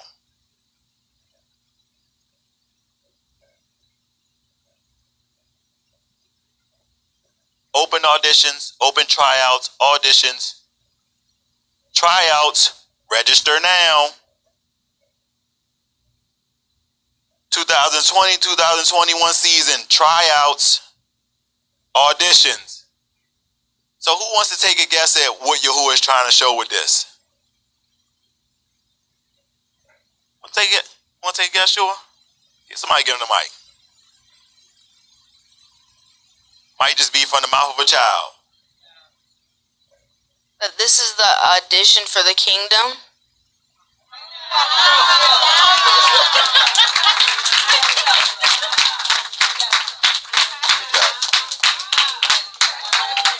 Okay, you might be hitting on something with that. Might be hitting on something with that. Praise Yahuah. So remember this. Don't let that slip from your minds. So when I was going into this, after Yahuah was dealing with me in regards to a response that I had to a certain situation, and Yahuah was showing me, because I always deal with things according to how Yahuah was dealing with me. He was showing me, if you're not able to deal with this now, then you're not going to be worthy or eligible to deal with what's coming. So these are the two words that Yahuah gave me: Zaraf and Garal. That's how it was when I received them. This one he showed to my wife. This one he showed to me. So praise Yahuah for us being one, dropping that gem on your boy. Praise Yahuah for that. So Zaraf and Garal. I don't know if anybody's heard of those words in here before. I know Moriuska's probably heard of it, especially since I went to her to go ahead and grow my understanding in them, right? So let's go ahead and define what was in the last slide. Auditions or tryouts. Defining auditions: a trial performance for a particular role or job consisting of a practical demonstration of a candidate's suitability and skill, right? Defining tryouts: a trial or test to determine fitness for some purpose, an experimental performance or demonstration, a test of the ability as an athlete or actor, right, to fill a part or meet standards. B, a performance of a play prior to its official opening to determine response and discover weaknesses. So tryouts. This thing is good. Praise Yahuah. Zaraf. So it's the H6884. Zaraf means to smelt, to refine, to test, to cast, refiner, goldsmith, to sift, to prove, anyone, to examine, to essentially make pure, right? To purge away, refine, refiner, goldsmith, to purge away the dross, to try. Paleo Hebrew letters is the Zai, the Resh, and the Pei. The Paleo meaning a net set by the chief in order to scatter or blow away. Note, the net can be likened to any given situation that Yahuah presents us with. The scattering speaks to those who are blown away like dross because he or she did not pass the test or trial. Go ahead, Al. So earlier we were looking at that verse in Isaiah 1. Yeah. And it said that he was going to remove all your alloy. So when you look at this word, Seraph, it talks about melt away, goldsmith. Mm-hmm. That's what he was saying. He's saying, I've looked upon Israel. They're supposed to be silver and gold, but I see other metals mixed in. I've seen impurities in there. So the Seraph, that process is the heating, the testing, the proving to remove, like you said, all the dross, all the impure things until you come out with a perfect thing at the end. Yeah. And you're going to prove what it's really made of. Yeah, so the context of that verse that Mor Yosef is talking about, he talks about, I'm going to restore your judges and counselors as with the first. But he says, I'm going to remove the dross or the alloy. So if the context is restoring good judges and good counselors or good leaders, then the dross and alloy would be the false leaders, the bad judges, the bad counselors, right? But there has to be a situation that is set up in order to separate the two. So let's get some scriptural context. Psalm 17:3. You have examined my heart. You have visited me in the night. You have tried me, and you have found I have not schemed. My mouth would not transgress. Psalms 26:2. Examine me, O Yahuah, and prove me. Try my kidneys or my inward parts and my heart. Right? It talks about truth in the inward parts. Psalm 66:10. For you, O Yahuah, have proved us. You have refined us as silver is refined. That's what Mor Yosef is talking about. And here goes what he was talking about right here. Isaiah 125. I shall turn my hand against you, and I shall purge away your dross as with lye, and shall remove your alloy. Final one is Isaiah 48:10. See, I have refined you, but not as silver. I have chosen you via the furnace of affliction, or chosen you in the furnace of affliction. So he said, man, I've chosen you after you were refined through the fire. Right? So I want to paint this whole picture for y'all in regards to understanding this here. But remember this. A net set by the chief in order to scatter or to blow away. The net can be likened to any given situation Yahuah presents us with. The scattering speaks to those who are blown away like draws because he or she did not pass the test or trial. So we're going to go to a scriptural example of this. Go ahead, Oda. Okay, so while you was going over the scripture, it made me remember when you're hunting for gold. I don't know if anybody really knows how that works. So the gold is in the ground, and then you got to dig it up. But when you're digging it up, you're digging it up with other minerals and dirt or whatever. So then you put it in this machine that you use water that washes all the other dirt off, and it sifts it. So it goes through a whole bunch of different grates till it gets down to the final level where then it's captured, right?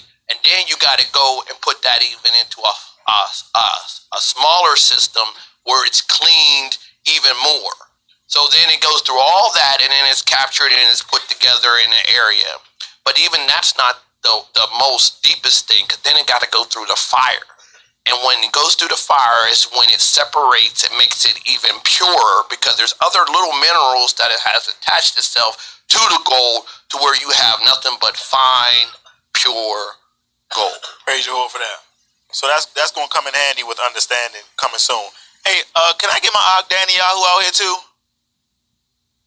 Get my Ak out here, because we got to really make this plain for the people. So again, we're going to say this one more time before we go in.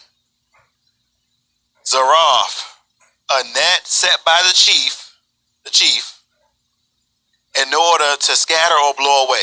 The net can be likened to any given situation that Yahuah presents us with. The scattering speaks to those who are blown away like draws because he or she did not pass the trial. So I need everyone to turn to Judges chapter 7.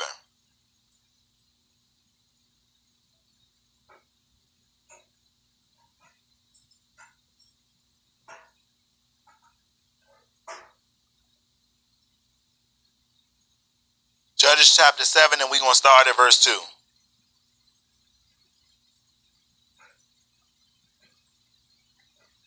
All right. And Yahuah said to Gideon, the people who are with you are too many for me to give Midian into their hands, lest Yasharal boast against me, saying my own hand has saved me. And now proclaimed in the hearing of the people, saying, whoever is afraid and trembling, let him go back and leave Mount Gilead. And 22,000 of the people turned back, while 10,000 remained. So 22,000 was afraid. So that's a separation off the bucks. They were afraid. Yeah, they admitted they were afraid and turned back. That's how it's going to be essentially in the days to come. They're going to turn back. And Yahuah said to Gideon, the people are still too many. Bring them down to the water and let me prove, there goes that word, let me prove them for you there. Right? So Yahuah is about to create a situation to separate the people. Because that's what the word Zaraf means. Right? And it shall be that of whom I say to you, this one goes with you, let him go with you. And whomever I say to you, this one does not go with you, let him not go. So he brought the people down to the water, and Yahuah said to Gideon, anyone or everyone who laps the water with his tongue as a dog laps, separate him from everyone who blows down on his knees, bows down on his knees to drink. And the number of those who lapped, putting their hand in their mouth, was 300 men. And all the rest of the people bowed down on their knees to drink the water. Yahuah said to Gideon, by the 300 men who lapped, I save you, and I shall give Midian into their hands. Let all the people go, each to his place. So Yahuah has put forth a test that many of the people didn't discern. Some of them passed, some of them failed. But Yahuah made a separation via that proving. And before I go further, I just want to let you know that sometimes Yahuah would do something as simple as having you go drink some water to determine who is worthy and who is not. But I'm gonna get my Danny Yahuah as I continue to go forward, just to finish this up, to explain why that occurred. But hold on, let me finish this last line out. And the people took food and their rams horns in their hands, and he sent away all the rest of Israel, each to his tent, but kept those 300 men. Now the camp of Midian was blown below them in the valley, and it came to be on that night, Yahuah said to him, Arise, go down against the camp, for I have given it into your hand. So 300 passed approving on the test, and then they were able to go on to something greater, to inherit or receive something greater. Can you just go briefly into why those 300 passed and why the other ones failed? So the reason why they passed, like it says, he brought them down to the water to prove them. So when Yahuah was dealing with me on this is a previous teaching, he was dealing with me about them going down to the water. Going down to the water is testing their level of experience. Okay? So if I can, I'm going to do it with visuals, so people can see it. Give me a visual. Come on, let me get you. All right, so there was two positions, right?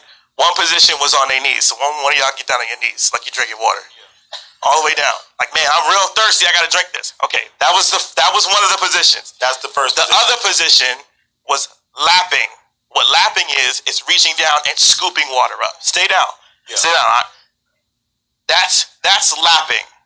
So the difference between these two things is... Pause. Who in here can speak on the difference? Go ahead, sis. We're going to let you try for Danny. Tell it.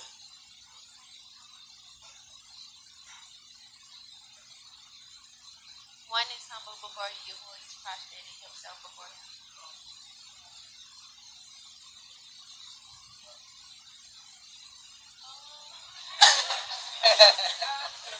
Hold on, we want to get one guess because we don't want everybody doing it because we're going to blow what Danny about to say. So she said, one is humble before Yahuah and one is not. So if you read the story, he failed, he passed. Right? So go ahead and explain, please, Ak. So the reason why one failed and one passed was because, remember, they're in the army. Okay? So this is important for what we're doing here because... So they're leaders in an army. Leaders in an army. This is important for what we do in here, and this is important for people in Israel to understand. A lot of people have grown lazy and slothful in how they think on how they should orchestrate the things that Yahuah is preparing them to do. Okay, so one of them is ready to do what Yahuah says do, and another one's walking in here like, man, I've been doing this for years. I gotta go and do this again. Go ahead. I've been doing this for years. Man, I could take a rest. I can get down. I could just, Yahuah's always dealing with me all the time. I'm good. But then when a new command comes, you're not ready. You're not ready. If I'm down like this and Yahuah says, Saba, make war, I gotta, oh man. I'm slow to get up. Whereas if I'm lapping the water, he says, make war, I'm ready to go. So that's the difference. One was ready, one had an awareness.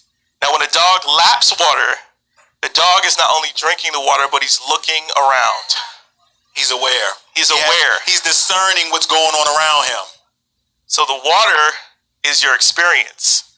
So in every step of life, he said this earlier, in your walk, where Yahuah is pushing you to and taking you to, the times where he brings you to rest, to drink, are you looking around? Are you remembering, man, where am I at in this point? Where is he delivering me? How did he save me? Am I ready for the next command? Or are you, man, I gotta stop here. Oh man, I'm getting a little weary. Let me get all the way down and drink. And then not ready for the next move. So, that's the difference.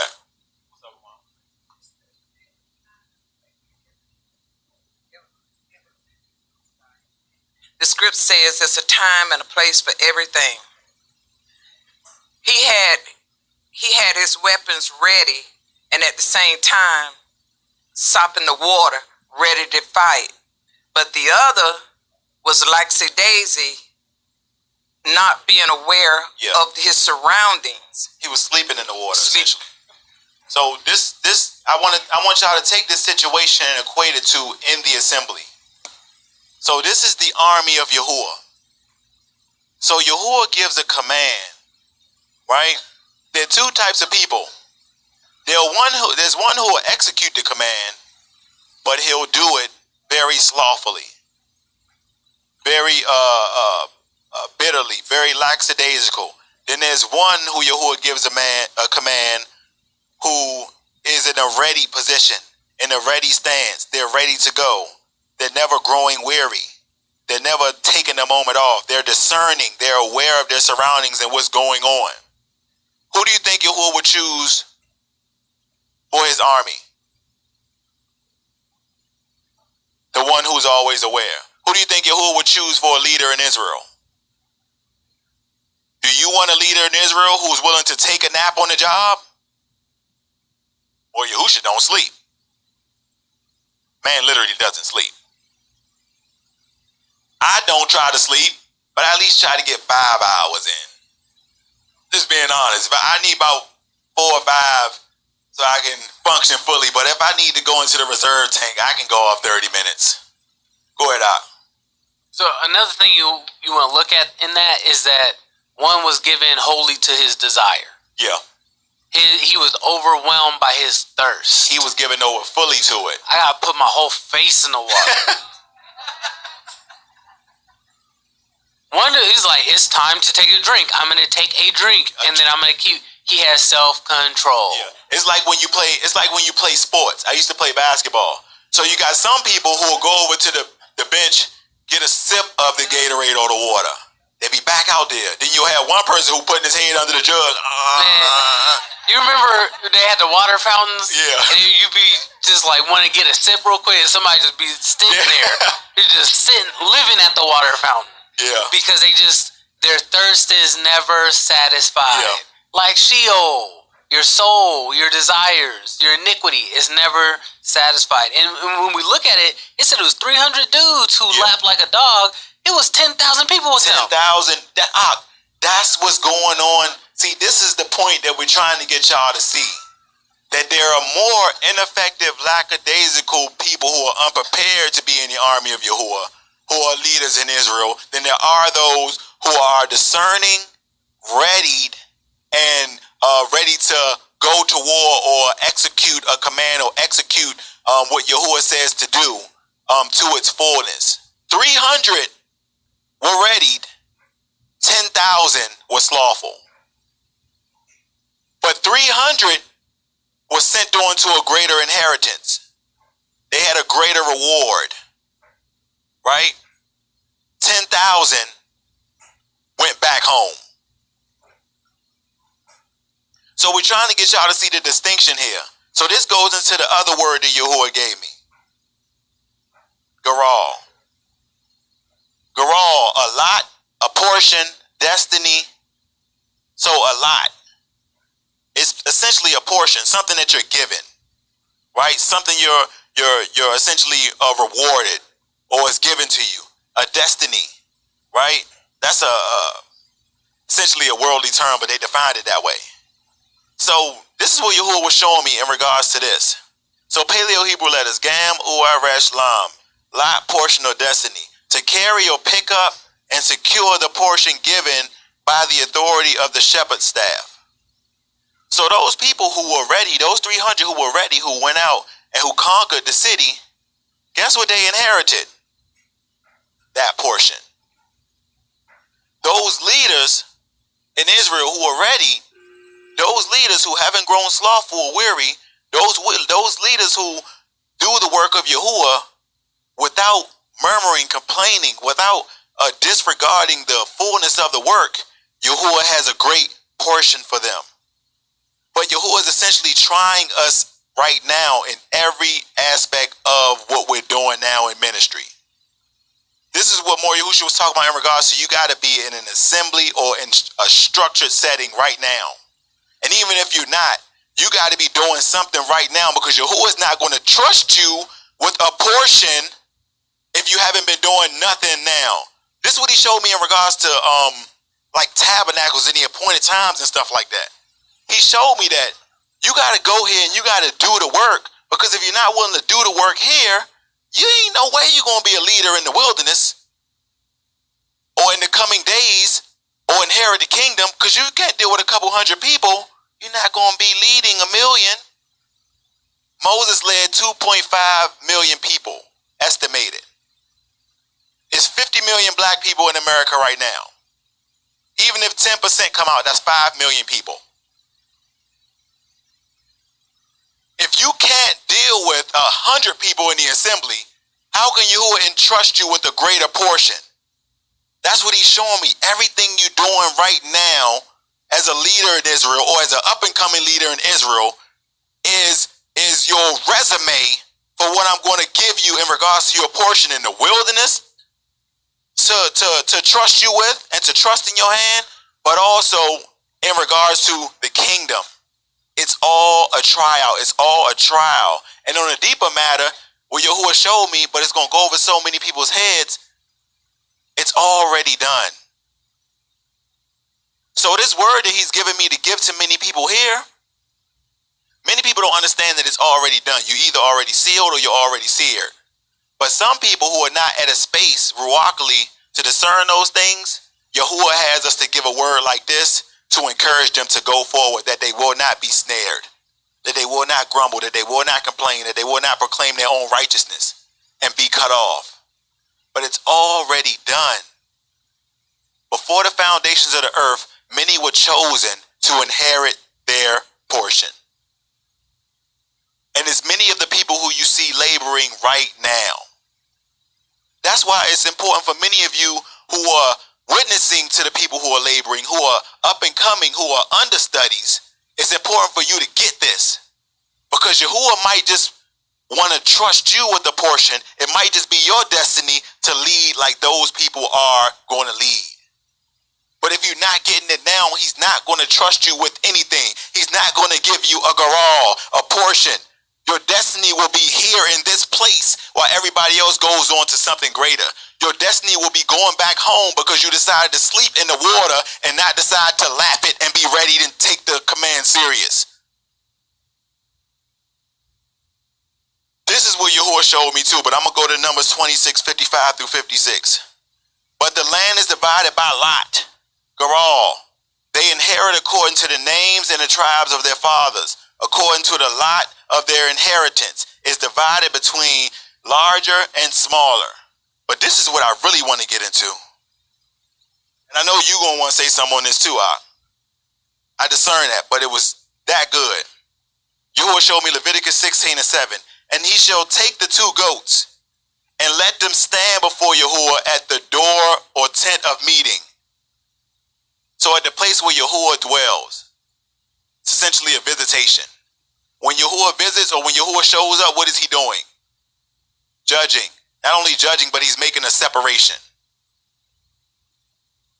And Aharon, the high priest, shall cast lots, garal, or shall cast a portion for the 2 goats. 1 lot for Yahuah, and the other lot for Azazel. Many should know who that is. And Aaron shall bring the goat on which the lot for Yahuah fell, and he shall prepare it as a sin offering. But the goat on which the lot for Azazel fell is caused to stand alive before Yahuah to make atonement upon it, to send it into the wilderness to Azazel. So that word Azazel is also the name of a fallen Malakim who was binded in the wilderness of Dudan, right? But that word Azazel means entire removal. So one side's portion is going to be entire removal, or it can be departed from the Almighty. So a complete separation, a scapegoat. So that's one side's portion. Another side's portion, but it also says how this is pleasing to Yahuah, to separate or depart this goat. But another side is Yahuah's portion. Offering, a sin offering, a sweet smelling aroma to Yahuah. a pleasing aroma to Yahuah. The question is, and this is not only to the leaders of Israel, but to the people of Israel, which will you be? Because it's decided now. The ways Yahuah will test. So I wanted to end this with this, so you can understand the ways that Yahuah is going to test in this hour, the ways he's going to try, the ways he's going to addition you in order for you to inherit or gain that portion. Right? The ways Yahuah will test. So we got the whole standardized test up there. I thought that was cool. Praise Yahuah for that. If you ain't know the answer, you pick C. Pick C out. Correct out. Pick C out. I remember in school, right? Just to give a quick word. I remember in school, when you ain't know the answer, you would pick C. I done passed a lot of tests by one answer. By picking C. Now, all y'all virtual students, y'all online students, don't say Malu told me to pick C. I'm just telling y'all what I used to do back in the day. And many used to do the same thing. So, yeah. So the way, C is the most commonly correct answer when you don't know. So the ways Yahuah will test. Patience. A testing of patience. Trials and tribulations can be a test of patience. Yahuah has a timing for fulfilling his plans or purpose. This goes with Job. Often his plans take much longer than we expect. Man, Job was grieved. In the meantime, we must press forward through trials and tribulations. They seem to last forever. You ever been grieved and you're like, man, the days is longer. These seasons test our patience. Are we willing to wait for Yahuah's timing? So I want to give a testimony. Me and Shah on the Day of Atonement, what was it, 2 years ago? Woo! Y'all, we was out here in literal sackcloth with no AC in the house in Ohio in peak summer. Now, some people think it's don't get hot in Ohio. It gets very hot. Man, Shah, how long did it feel like? Y'all, we was doing that for 24 hours. It was like 3 to 7 days. Literally. But again, that's what he means by these tests of patience feel like they take forever. But are we going to murmur or are we going to complain through it? James 1, 2 through 4. Count it all joy, my brothers, when you meet trials, right? Or temptations. For you know that the testing of your amunah produces steadfastness, and let the steadfastness have its full effect, that you may be mature and complete and lacking nothing. Right? So patience leads to maturity. A lot of leaders in Israel have to learn to be more patient with the people. We have to learn to be more patient with the people. Y'all probably like, Malu, are you patient? And I'm just going to let y'all know. Yeah, loading. So my patience is about, like right here, y'all. That's where it's at.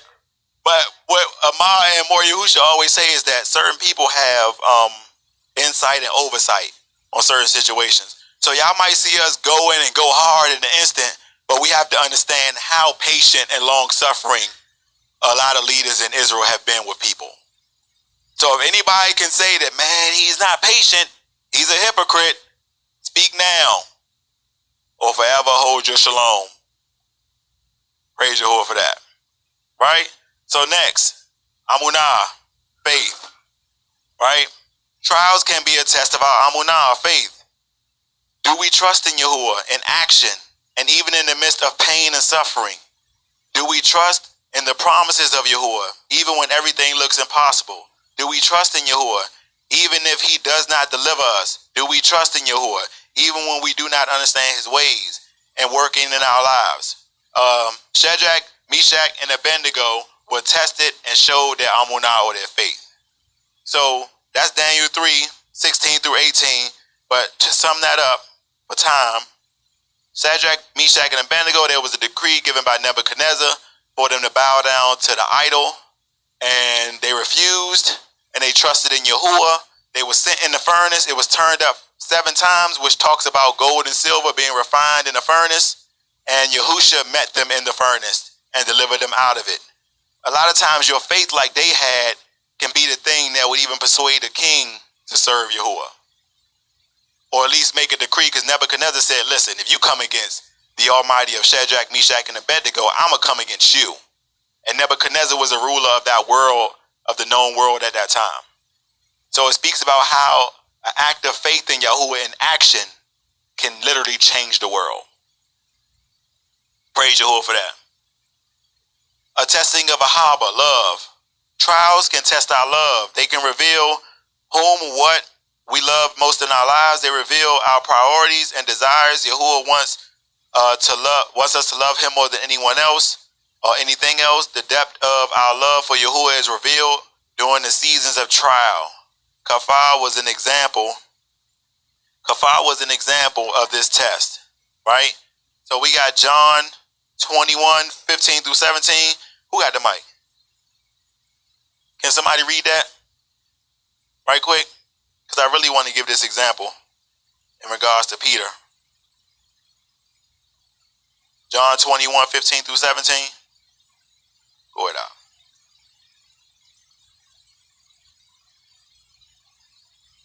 Yeah. All right. John 21:15. When they had finished breakfast, Yahushua said to Shimon Kafah, Shimon, son of Yehukanan, do you love me more than these? He said to him, yes, Adonai. You know that I love you. He said to him, feed my lambs. He said to him a second time, Shimon, son of Yehukanan, do you love me? He said to him, yes, Adonai. You know that I love you. And he said to him, then tend to my sheep. He said to him a third time, Shimon, son of Yehukanan, do you love me? Kafar was grieved because he said to him the third time, do you love me? My bad. No, go ahead. I read that differently. He said to him a third time, do you love me? And he said to him, Adonai, you know everything. You know I love you. Yahushua said, feed my sheep. Truly, truly, I say to you, when you were young, you used to dress yourself and walk wherever you wanted. But when you are old, you will stretch out your hands and another will dress you and carry you where you do not want to go. No, you good right there. This is 17. Okay. Praise the Lord for that. So what I found so funny about this, it's like Yahushua kept on saying, do you love me? Feed my sheep. Do you love me? Shepherd my flock. Do you love me? Feed my sheep. It's like that song, do you love me? Oh, do you love me? It's like somebody asking you, you cool? Yeah, I'm good, man. All right, be cool then. You cool? Yeah, man, I'm good. Yeah, be cool then. Is you cool? Yeah, I'm cool. So it's good to test somebody's love when they're irritated. Right? What is it that motivates your life? Do you do things out of obligation or do you do things out of your love for Yahushua? That's what we said. Who does it for the reward? Right? And who does it for the love of Yahuwah? Kafar, Peter, was taught a great lesson that day. He was to serve others, not because others deserved it, not because he loved it, no, not because others deserved it, but because he loved Yahushua. Do you know that sheep smell like sheep? Do you know that sheep act like sheep? Do you know that sheep don't always do what you expect them to do? Yahushua didn't tell Kafar to love the sheep because they are lovable, even though they may be. Sheep are pretty lovable when they small. Think about giving me a couple sheep or goats. Yeah, we'll get some couple goats, sheep, right? Because they are lovable, even though they may be. Yahushua told Kafar to take care of his sheep or lambs because of the love Kafar had for Yahushua, or Peter had for Yahushua. Are you motivated by the love you have for Yahushua? A love for Yahushua will have you dealing with his sheep righteously. Not according to their acting out, not according to their scent, like he said, and also not according to their missteps, but according to the love of Yahushua are you to guide a sheep or to guide a lamb, because Yahushua was tender and was long-suffering and was patient with us. And because we love Yahushua, we'll be the same with his sheep. So that defines a leader in Israel as well, who will be long-suffering, tender, and beneficial to a sheep, and who will just be a sheep wrangler. A test of endurance. Trials can be a test of endurance. How much are you willing to endure for Yahuah? Will you give up easily from following Yahuah? Will you endure to the end? The life of Paul, Shaul, is an example of endurance. So this is what I was talking about earlier. With Shaul getting beat up. Yahuah might run you to a fist fight out here. 2 Corinthians 11:22 through 27. Are they Hebrews? So am I. Are they Israelites? So am I. Are they seed of Abraham? So am I. Many people proclaim that. Right? Many Hebrews out here. Right? But let's see what Shaul says. Are they servants of Yahushua? See, he makes a distinction. Not the seed, but who is the servant of Yahushua? Because they have a different nature. I speak as beside myself. I am more, in labors much more, in stripes above measure, in prisons more frequently, in deaths many times. Man, this man said, I done been beat, been in prison more frequently than anybody, and I've died more. This man like, listen, I done died a couple times. And we ain't talk about the death and rebirth into Yahushua. We talk about literal death. Like Shaul was probably dead, and Yahuwah just breathed life back into him. You ain't done yet, Shaul. Anybody here ever literally died and came back? I've witnessed one person do it. Praise Yahuwah for that, brother. Yada, Yahuwah, Yahuwah. That's the inside. Praise Yahuwah for that. Inside. Okay. Death many times. 5 times I received from the Yahudim 40 stripes, less one. Man, he said I've been beat 39 times, 5 times by the Yahudim. Who good at mental math? How many stripes is there, y'all?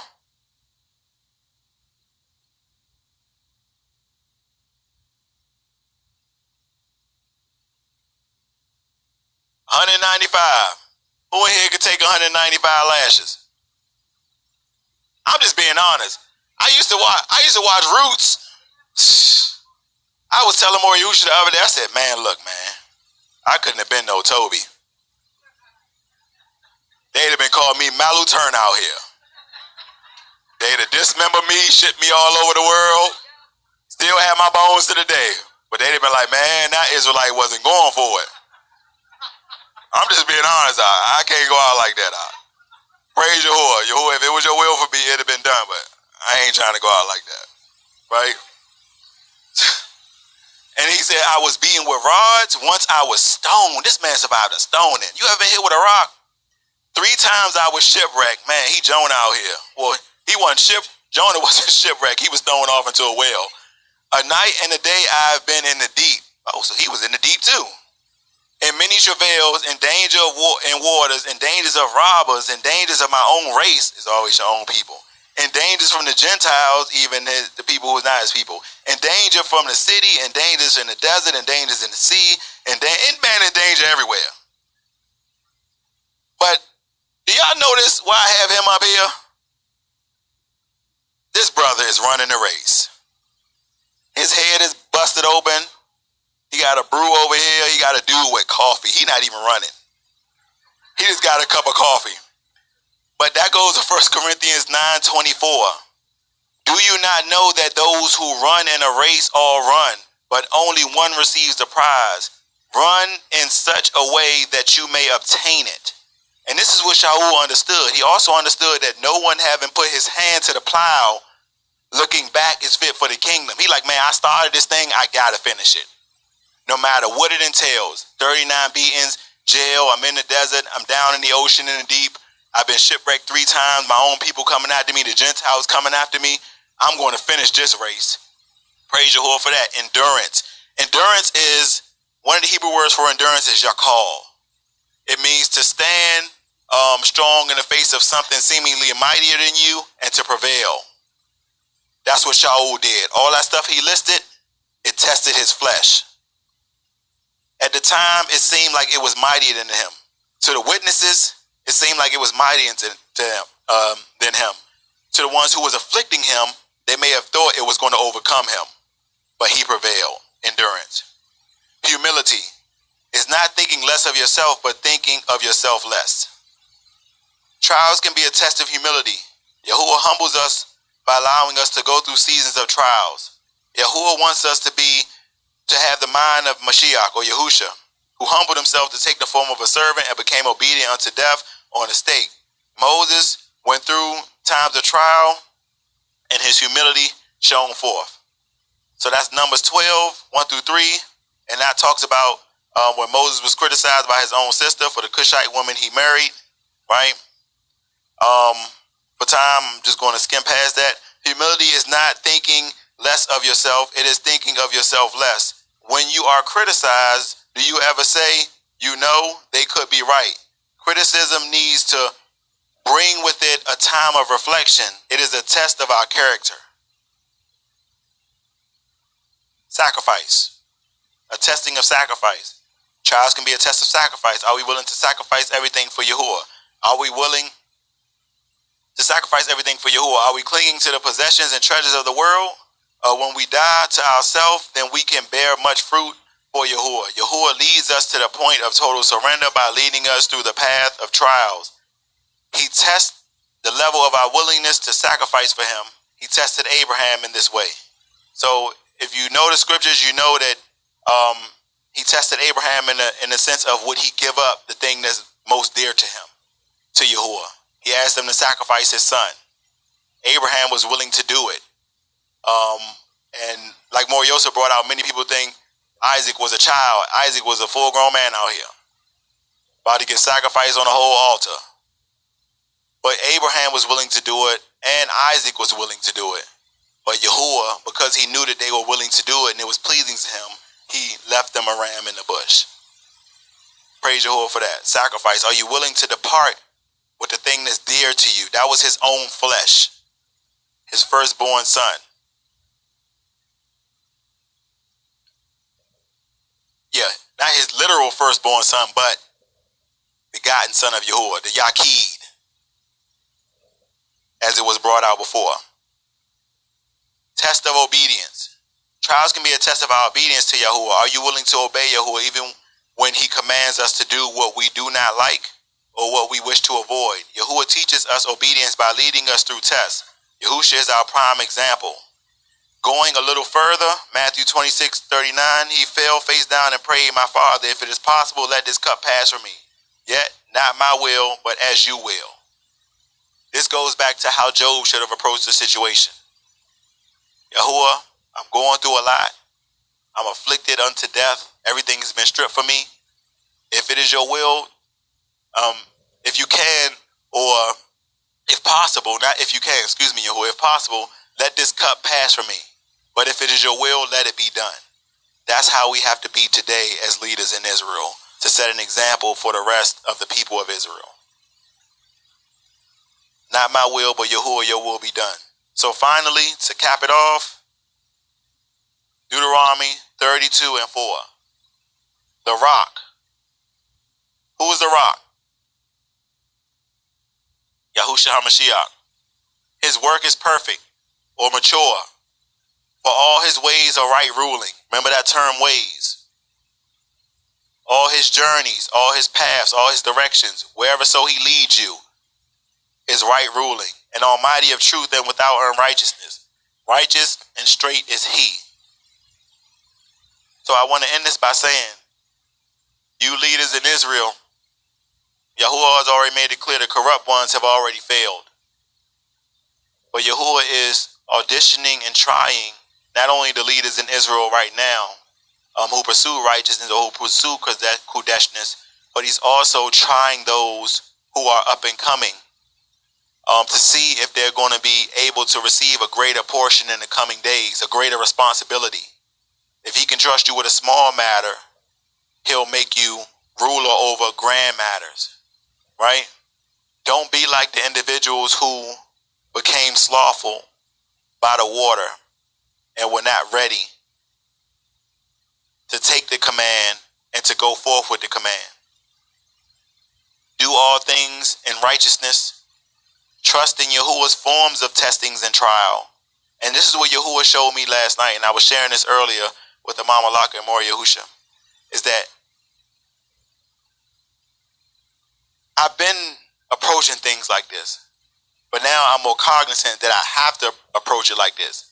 Every single thing, every step of my life, every situation, every person I encounter, especially in the assembly or outside the assembly, is a test. It's a test for me, not only for refinement, but it's also a trial for me to see if Yahuah will trust me with something greater in response.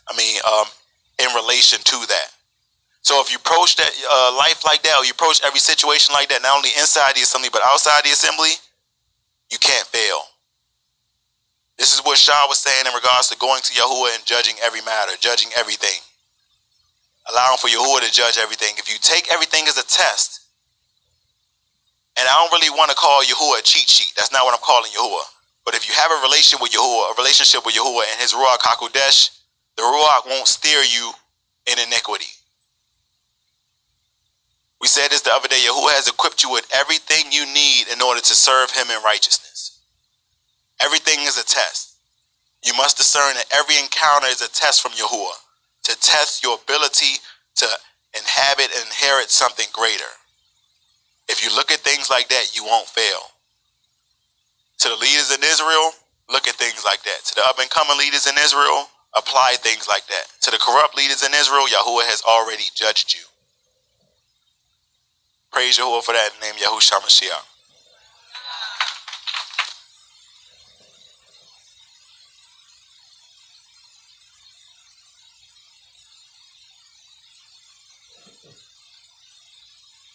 Hallelujah, hallelujah. Well, the word's already gone forth. We know now that we need to acknowledge him, seek him. His understanding is higher than ours. His ways is higher than ours. His thoughts is higher than ours. So it is him that gets all the esteem. Hallelujah. Yeah, I want to jump on Lamb back with Milo. I didn't get a chance because I was in the back. But listen to what everybody's saying. What Milo's saying and even what Danny was saying about Yahuah's coming. You'll know what that looks like. Because they heard thinking in church that in order for Yahuah to come back, there you go. For Yahuah to come back, that means he got to actually literally drop down. You got to see him. That's not how the text work. Every visitation by Yahuah is when Yahuah's hand is at hand. Most time it comes with judgment. It's going to come with rewards. So why he says he come back and what? His reward is with him. So what is he rewarding you with? Position. Position. So that whole lesson, when he's talking about you auditioning for position. You auditioning for rank and file. That's the authority, that's the reward. Even Yahushua, same thing. Coming back to what? Reward you with what you've done. To put you in a position. So what I'm saying is 900% true. Hallelujah. So we getting ready to get into this praise and warfare.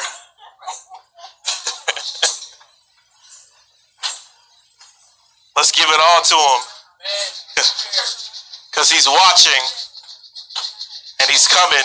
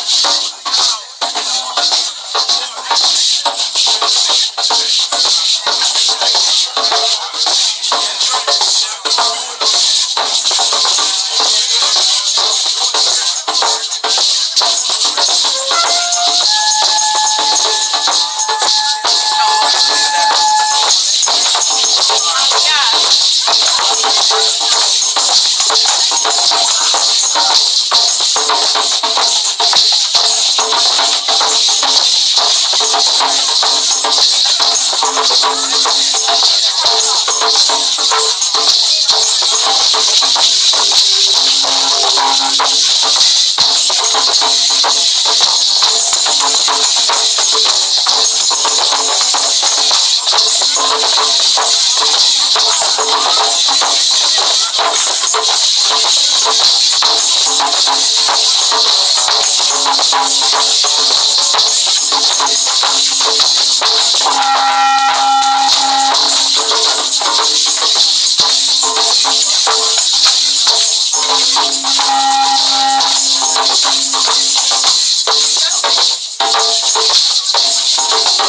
ready to be a whole burnt offering this evening? Who's really and truly ready to pour out to the Most High? Hallelujah!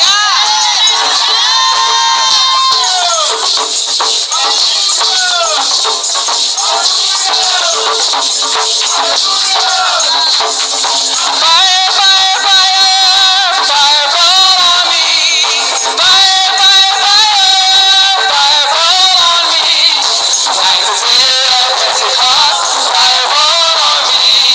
Like the day of Pentecost, fire fall on me. Fire, fire, fire, fire, fire fall on me. Fire, fire, fire, fire fall on me.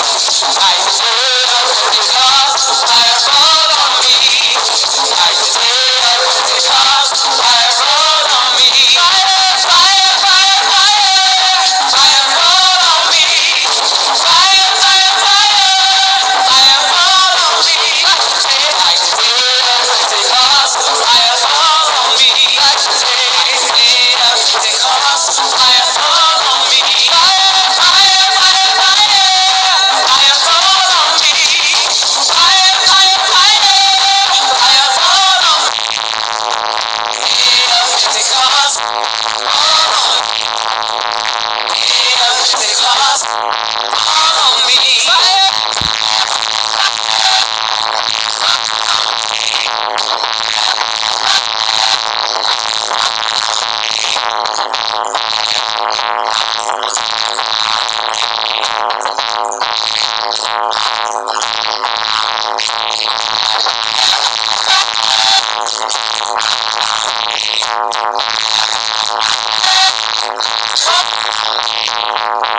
Day of Pentecost, fall on me. Day of Pentecost, fall on me.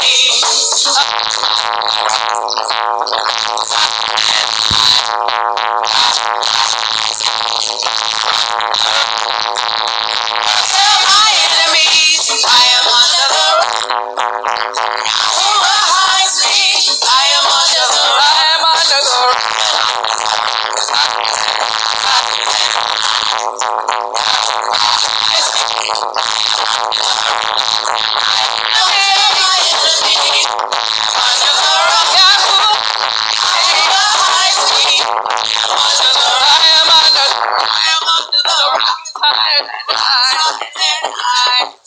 Yahuah hides me.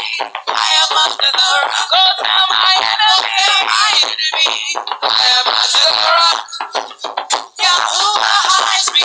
I am under the rock. Goodbye world, I stay no longer with you. Goodbye pleasures of sin, I stay no longer with you. I made up my mind to go Yah's way the rest of my life. I made up my mind to go Yah's way the rest of my life. Goodbye world, I stay no longer with you. Goodbye pleasures of sin, I stay no longer with you. Made up my mind to go Yah's way the rest of my life. I made up my mind to go Yah's way the rest of my life. Goodbye world, I stay no longer with you. Goodbye pleasures of sin, I stay no longer with you. I made up my mind to go Yah's way the rest of my life. I made up my mind to go Yah's way the rest of my life. Goodbye world, I stay no longer with you. Goodbye pleasures of sin,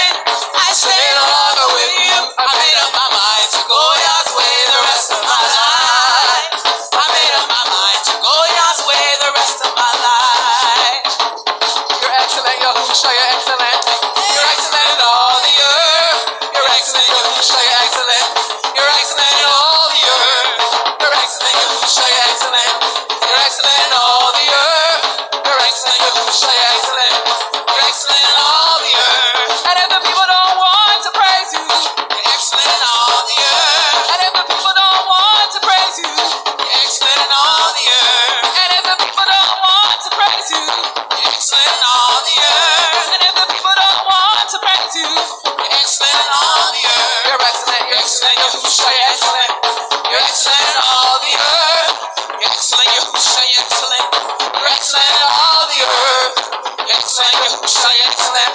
You're excellent in all the earth. You're excellent. You're excellent, Yahushua, you're excellent. You're excellent in all the earth. And if the people don't want to praise you, you're excellent in all the earth. And if the people don't want to praise you, you're excellent in all the earth. And if the people don't want to praise you, you're excellent in all the earth. And if the people don't want to praise you, you're excellent in all the earth. You're excellent. You're excellent, Yahushua, you're excellent. You're excellent in all the earth. You're excellent, Yahushua, you're excellent. You're excellent in all the earth. You're excellent, Yahushua, you're excellent. You're excellent in all the earth. You're excellent, Yahushua, you're excellent. You're excellent in all the earth. And if the people don't want to praise you, you're excellent in all the earth. And if the people don't want to praise you, you're excellent in all the earth. And if the people don't want to praise you, you're excellent in all the earth. And if the people don't want to praise you, you're excellent in all the earth. You're excellent. You're excellent, Yahushua, you're excellent. You're excellent in all the earth. You're excellent, Yahushua, you're excellent. You're excellent in all the earth. You're excellent. You're excellent, Yahushua, you're excellent. You're excellent in all